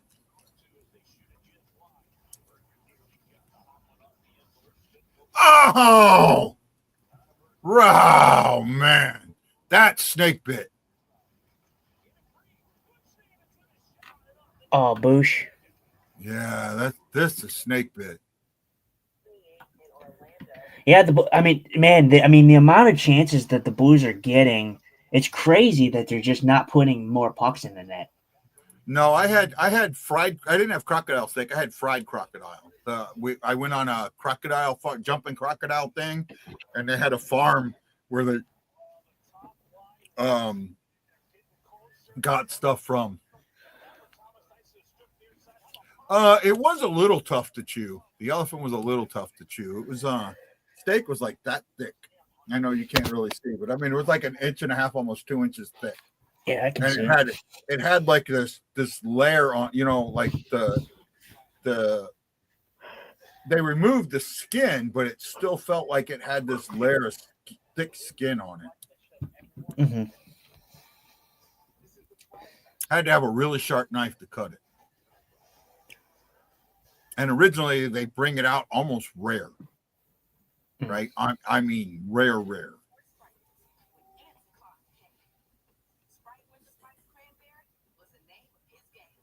Wow, $22? Wow, that's expensive. It was semi-lean. It had fat in it, but it didn't have like fat. So I love it. I just saw that trade that Matt sent me, and I saw the comments, and everybody was crapping all over it. They're like, yeah, the Blues would laugh and hang up. That's exactly my thoughts too. Yeah. Are you going to send it to me? Yeah, I'm sending it to you. Okay. I think it's laughable because all it is, it's a mock trade, and it involves just two guys, Thomas and Parayko, and it has just a bunch of filler for the Montreal Canadiens. Yeah. And a pick, first round pick. Not a chance. I mean, Patrick Laine's in there, but I mean, you're talking about a bunch of filler, a bunch of expendable guys for the Montreal Canadiens.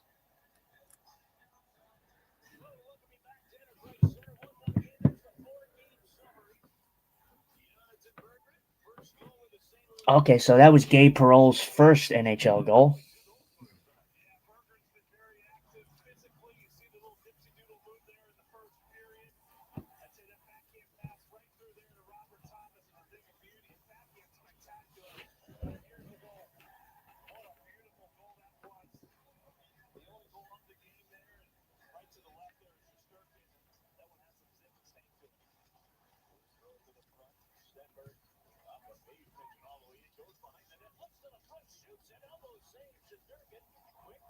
And here Oh, shortly will be that mock trade. man, that Blues are. Got some more fighting going on. You can feel you. Oh, I would have waited until break. Caden Gould, Oliver Kapanen, Alexander Zavorsky, Jaden Struble, Patrick Liane, 2026 first round pick for everybody says no. Oh Absolutely. my goodness. St. Absolutely. Louis absolutely says no on that. No freaking way. Absolutely. None. Absolutely. Well, and that's what I'm saying. That's Montreal has been always. Oh yeah, you should give us Kyrou. Oh, you should give us Thomas. And what they want to do is they want to give us their expendable guys. They don't want to give up anything to make that trade a reality. So Yeah. there's It's no gotta way hurt. that's yeah. What's happening here? I don't know. It might be a penalty.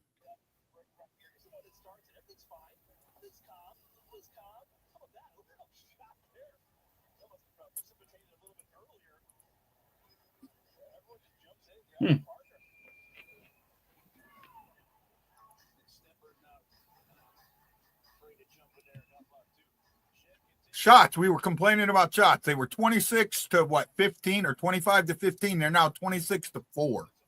Shots this period are 9-1. In favor of the Blues. No, in favor of the Blues for the period, still for the Rangers overall. Yeah. 26 to 24. Oh, they are just wow. I like seeing this. The Blues have been the better team in this period. Yeah, in this period, absolutely they have. Oh no. I mean, it's nice pick there, Tuck. Yeah, very good. Yeah, it was very even in the first two periods. This period has been way more of the Blues than the Rangers.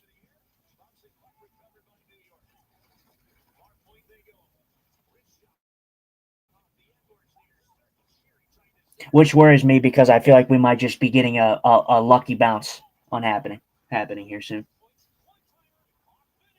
Bennington's been very good this game. He needed it.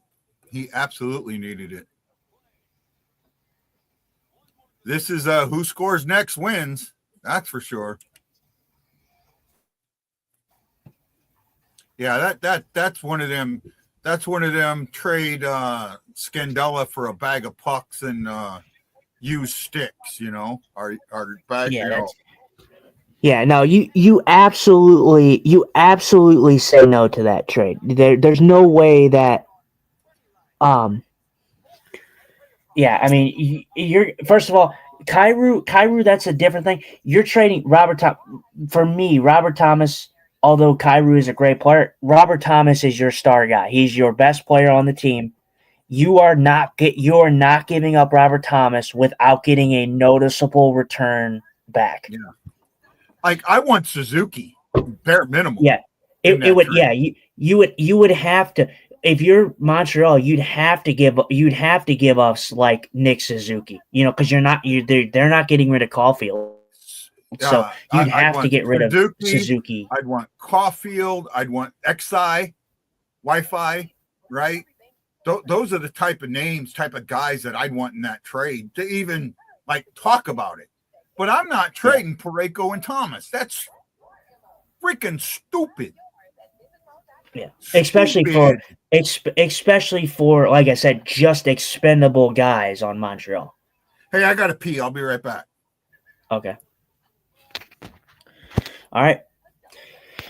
This game still tied 1-1, but this is like I said, this is a game where next goal probably wins it. 5 minutes left in the third period. Blues need to at least get a point in this game. I think that they've played well enough to where they've deserved to win this game, but we shall see what happens in the last 5 minutes.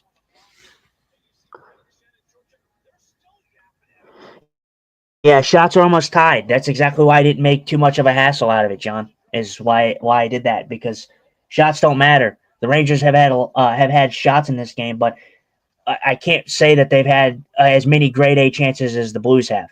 So the Blues need to capitalize, that's for sure. But they've definitely been the better team in this period, like the far better team in this period.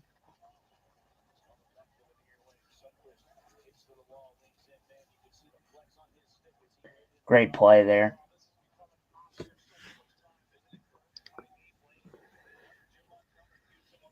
Yeah, you're right, Steven. You trade. Yeah, you don't just trade your best players for essentially a bag of pucks. That's not what you do. So yeah, you trade your core guys for core guys. All right. Back. Yeah, I'm with you. Hey, John, I'm with you 100%. F the point. I don't want a point. I want both points. But you want to get a point. Yeah. Who said they only wanted a point? No, I said that the Blues need to have a point in this game, and John said F the point, meaning he wants 2 points. I want 2 points too, but in a conference, when in a Eastern Conference versus Western Conference matchup, all you need to do is get a point at least. Everybody wants 2 points, but when you're playing a team that's not in your division, you don't care what the other team does. Yeah, agreed. As long as they don't win. Yeah, you don't want them to win, obviously. But if you can get a point in your Eastern Conference matchups when your team is in the West, you're doing good because you're getting points for your division and conference. Ryan, that was my Forrest Gump moment. I gotta pee.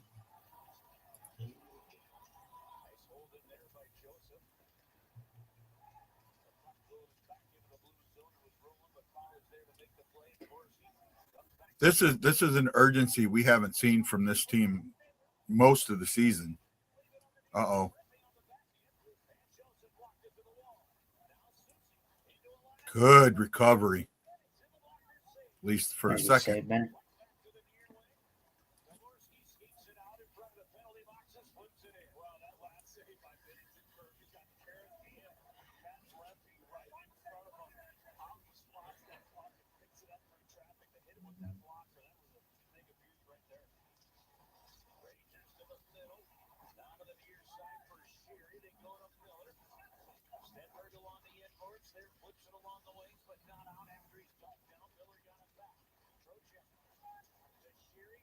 Oh, great play, Shin. Wow.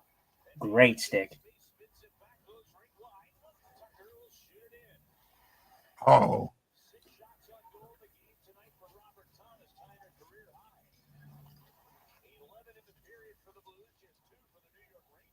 So shots 11-2 in favor of the Blues in this period. Yep.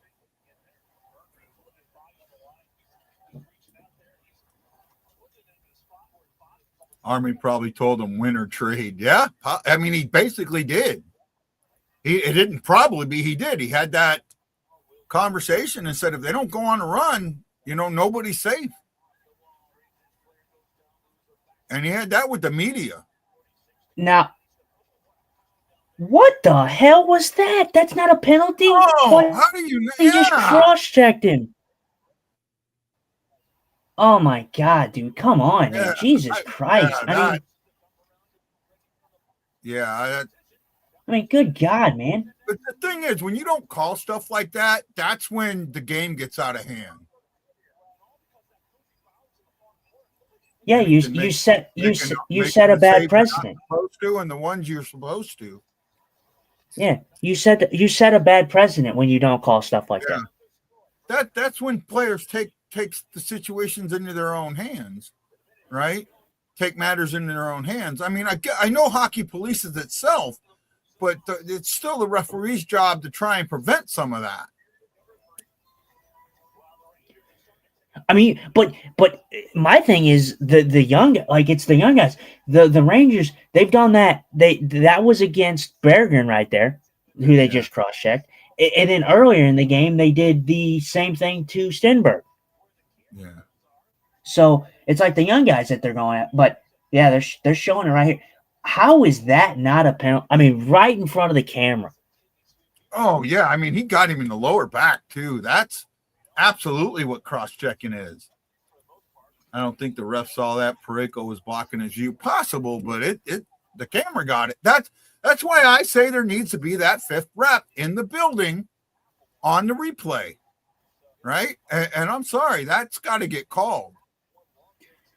Well, and I mean, and I understand that. I mean, Parayko is a big body, but the thing is the puck is in the corner. The ref's focus should be on the puck battle. Puck. So, that's the thing. It should be on the puck, and he may have his eyes down, not up. I will give him a little benefit of the doubt, not a lot. What in the world? Oh wow! I can't believe that didn't go in. Oh, I think it might have been goalie interference if it did, but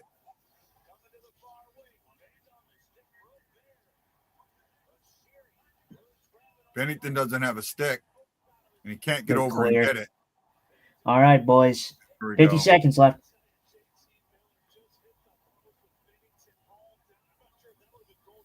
I don't see how that would have counted if that went in the net. No, Ryan says, don't they call if it's under? No, it's any cross check. I mean, above or on the numbers or under, that should have been called. Yeah. Oh yeah. That was definitely cross check. He should have been in the box. Yeah. All right, boys. 20 seconds. Don't be over aggressive, but be kind of aggressive to not sit back.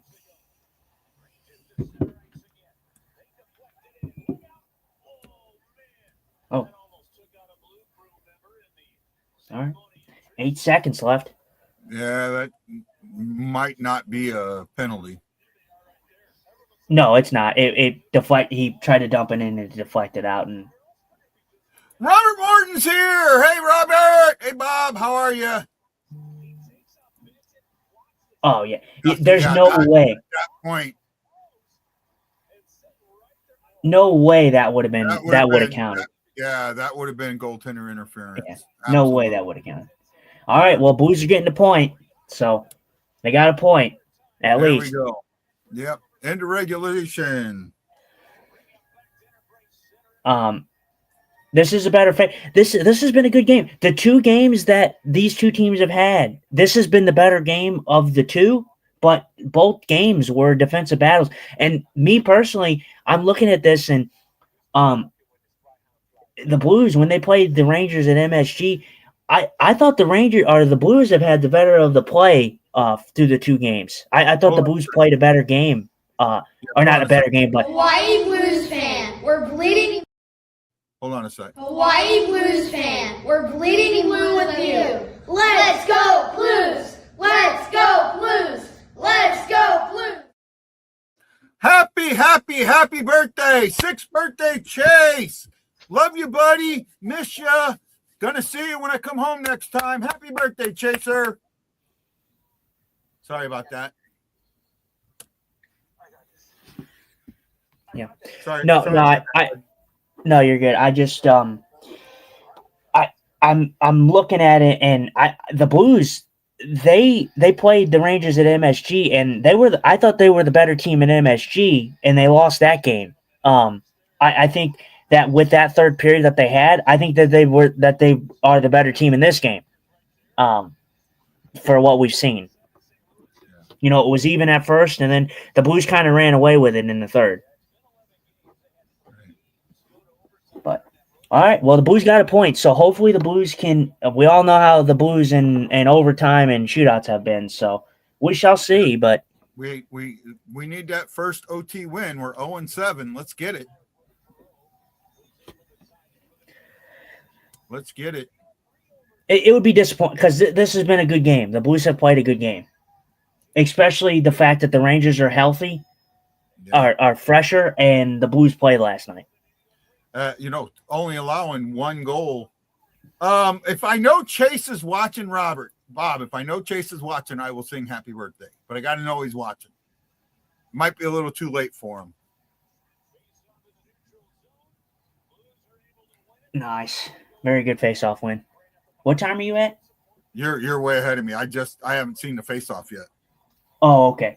I thought you were ahead of me now. I thought so after a certain point, but I thought I was, but I guess I fall behind. I just saw the face-off.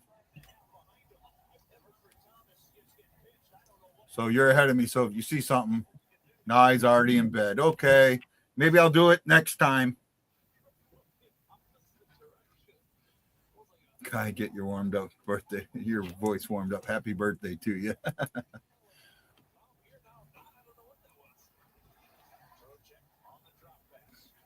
I forgot to sing happy birthday to Chaser.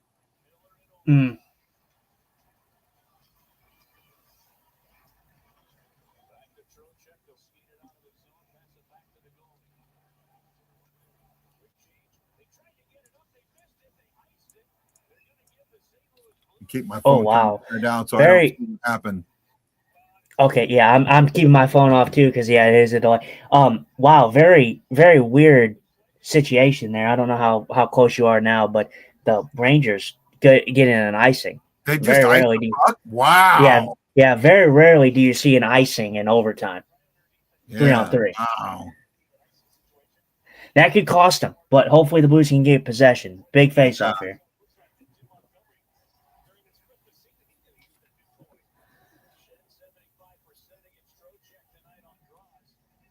I just hope the Blues can get back to their greatness in overtime because they were a really good overtime team. I mean, I don't think it's they haven't been bad. It's just they haven't won.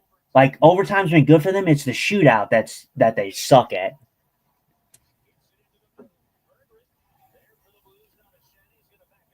Well, it takes good confidence in Monty to throw a guy like Berggren out there for his second game with the Blues and throw him into overtime.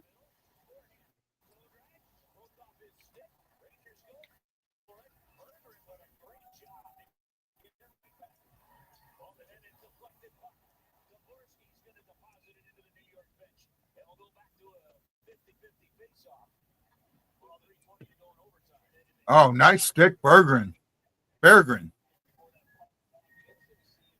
Yeah.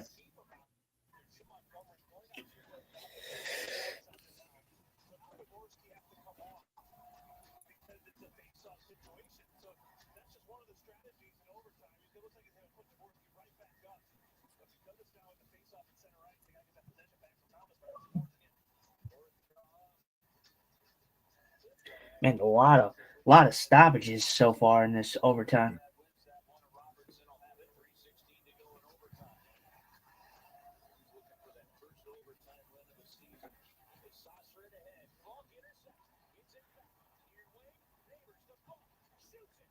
Oh, what the actual hell was that play by the Rangers? That was an abysmal play. Oh, yeah. What was that? What the hell was that, dude? Jesus. Yeah. I mean, lucky it didn't cost you, but good Lord, that was a terrible play. Who was that? Who was that? I don't even know who that was. Zibanejad. Wow. Well, maybe he should be benched for that move. Because, holy moly. Hey, when I did my anecdote on that, did you get it? Did it make sense? I was worried about that.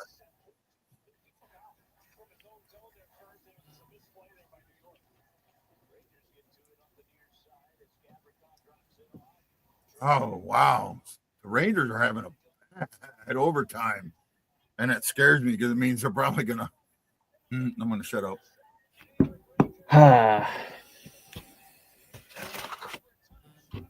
Told you guys you're not allowed to say anything till I say it. God damn it. 0-8. Wow. Oh my goodness, man. I don't think that was a soft goal. Man, the Rangers did not deserve to win that Deserve game. that dude. win. No. Holy moly, they did not deserve that win at all. That is crazy, dude. Holy moly. No, did not deserve it at all. Wow. Yeah. They got severely outplayed in the third period. Your mom would like you for about 90 seconds. Why? 90 seconds. What? Yeah. She said, Justin, can you get away for about 90 seconds? She needs your help. Okay. I got you. 0-8. Yeah. They Blues did not deserve that loss at all. Bennington had a good game, right? Bennington had a good game. Overall, it's an overtime loss, and you can call it what you want. I'm okay. I thought the Blues played well tonight. I really did. Don't like taking the OT loss, but I like getting the point. With some of the other things going on here, let's cover them here in a second. Utah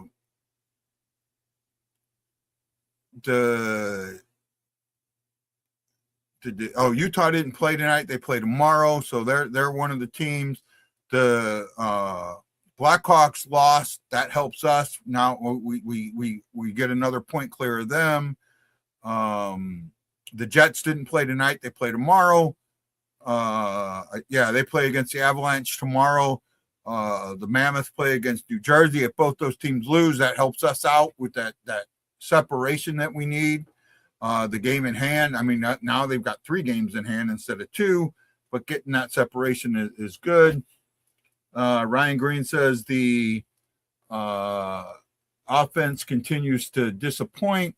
I don't know about that. I mean, maybe they need to come out in OT and win quick. They play around too much. I think all teams play around too much. They outplayed us in the second. We outplayed them in the third, but we got a point. I'll give the point to Benny. Benny had a good game. Bennington had a good game. That shot by Miller was the reason why you shoot the puck. I get you, but there's a big difference shooting the puck 3-on-3 than 5-on-5.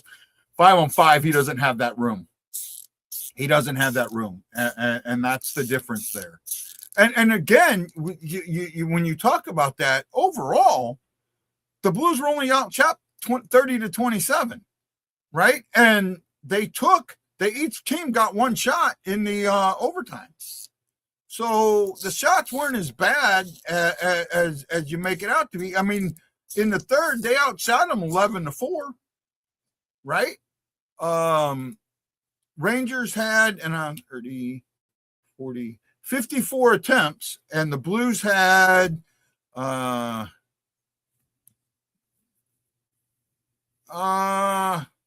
two.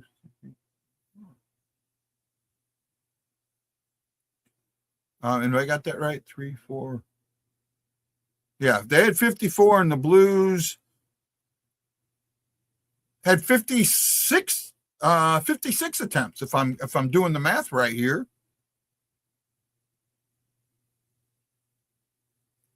No, I'm 56 attempts. So at that point, they are shooting the puck. Right? At least for the game. They can't score 2 goals in 2 games. That's 2 goals in 80 minutes. Absolutely ridiculous. Okay, I get that. I can see where you say that. Doesn't mean that they haven't had chances. They're struggling burying them. Okay, but to say they're struggling burying chances, but to say the offense is off, I'm not there. Can I respectfully say something? I'll keep it. I hate 3-on-3 overtime. I don't have a problem with 3-on-3 overtime. I don't know why you guys hate it so much. right? I don't understand why you guys hate 3-on-3 overtime so much. I really don't get it. I mean, the only thing I'd like to see change is not being able to take it back over the blue line, the back into the defensive zone. I don't think you should be able to do that. Otherwise, the face off at center ice or a face off in your defensive zone. Either way, I just hate that they skate around a lot with the puck. Both teams do that. It's not everybody. And again, that would go away if you eliminate taking it back into the defensive zone. You eliminate that. You make it so that's a face-off. That doesn't happen. I mean, I know it will slow the game down a little bit, but teams will learn how not to do it, because sooner or later those face-off losses, the face-offs are gonna hurt you.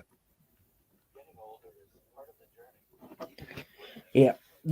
I mean, I don't like 3-on-3 overtime either. I think it's lame. I think it's played out. I think it's boring.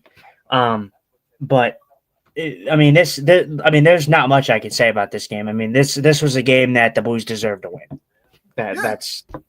This was the game that they definitely deserved to win. I won't call it a bad loss, though. I won't call this a bad loss. Did they deserve to win? Yeah. Is it a bad loss? No, it's still a good loss. You got to point out of it. You played hard. You were. Binnington showed you what he was made of, right? Who he can be. So overall, I'm more than happy with how this game came out. Mm-hmm. Right? I'll say that. I'm more than happy how it came out. I'm good with it, right? Next show will be Sunday at 7:00 or 8:00. It will be 7:00 if we have a guest. If we don't, it will be 8. Right? That's my plan. I do not plan on doing Saturday's game. That could change, but I don't plan on it. I'll let you know. We can talk about it during tomorrow or whatever. But I right at the moment do not plan on doing Saturday's game. Right? We play Saturday and then Monday, I think it is, before the holiday break. We might have a guest on Sunday, writer from the Hockey Writers. We'll see. I gotta reach out to him and see if that's a little more confirmed. I think if they consistently play how they played in the third, the goals will start falling. Maybe. I bet Lips and Shags are grinning, Guy Benson. Maybe. I think if anything, I messaged Matt, and I said the Rangers did not deserve to win that game at all. He goes, yeah, I agree. Yeah. He goes, yeah, he said it was a boring game. Not gonna lie. I think probably from a Rangers standpoint, yeah, it probably was a boring game. As a Blues fan, I'm okay. I thought it was exciting because I thought that they were a team. I thought that they were a team that was more offensively dangerous in that game, especially in the third. But he said he agreed, which I figured he would. Yeah. Well, but I think that's going to be enough for me. I think I'm talked out. All right. I made it through the whole game. I think that's good enough. Any last thoughts? Like I said, this is not a bad loss. I know that people are still not going to be happy that they lost and didn't get a point, and about the missed chances and all that. But like I said, not a bad loss. They got a point. You can't worry about what the Rangers do, because the Rangers aren't in our conference or division. So they got a point. They deserve to. That's what I'll leave it at tonight. They deserve to, and they didn't get it. So, but they played well. Yeah, so I'll agree with you completely there. I had a fun show. This is Guy, the Hawaii Blues fan, for Justin Eagle Eye Scott. We are your hosts on the Blue Note Fan Report. We do game day lives like we did tonight, and then we do a weekly show on Sunday, either 7 or 8. Sorry that it's changing. It kind of depends whether we have guests or not and what things are going around. We look forward to seeing you on Sunday night. Could see you Saturday. You never know. But I got to ask Justin, how do we end this show, Justin? I think we got to ask where the girls at. Where are the girls? What are you wearing? A Canadian tuxedo. And I'm a hockey player. Let's go Blues. Let's go Blues. Let's go Blues. Let's go Blues. Let's go Blues. And since it is Chaser's birthday, Justin. Happy birthday. But where are the boys? Where are they at? Chase and his brothers. Hawaii Blues fan, we're bleeding blue with you. Let's go Blues! Let's go Blues! Let's go Blues! This is Guy, the Hawaii Blues fan, your long-time host of the Blue Note Fan Report, saying you got to know that I'm bleeding blue with you.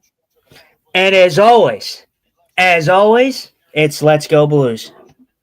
For Justin Eagle Eye Scott, I'm Guy, the Hawaii Blues fan Bensing, and this is the Blue Note Fan Report. We'll see you next time. Aloha!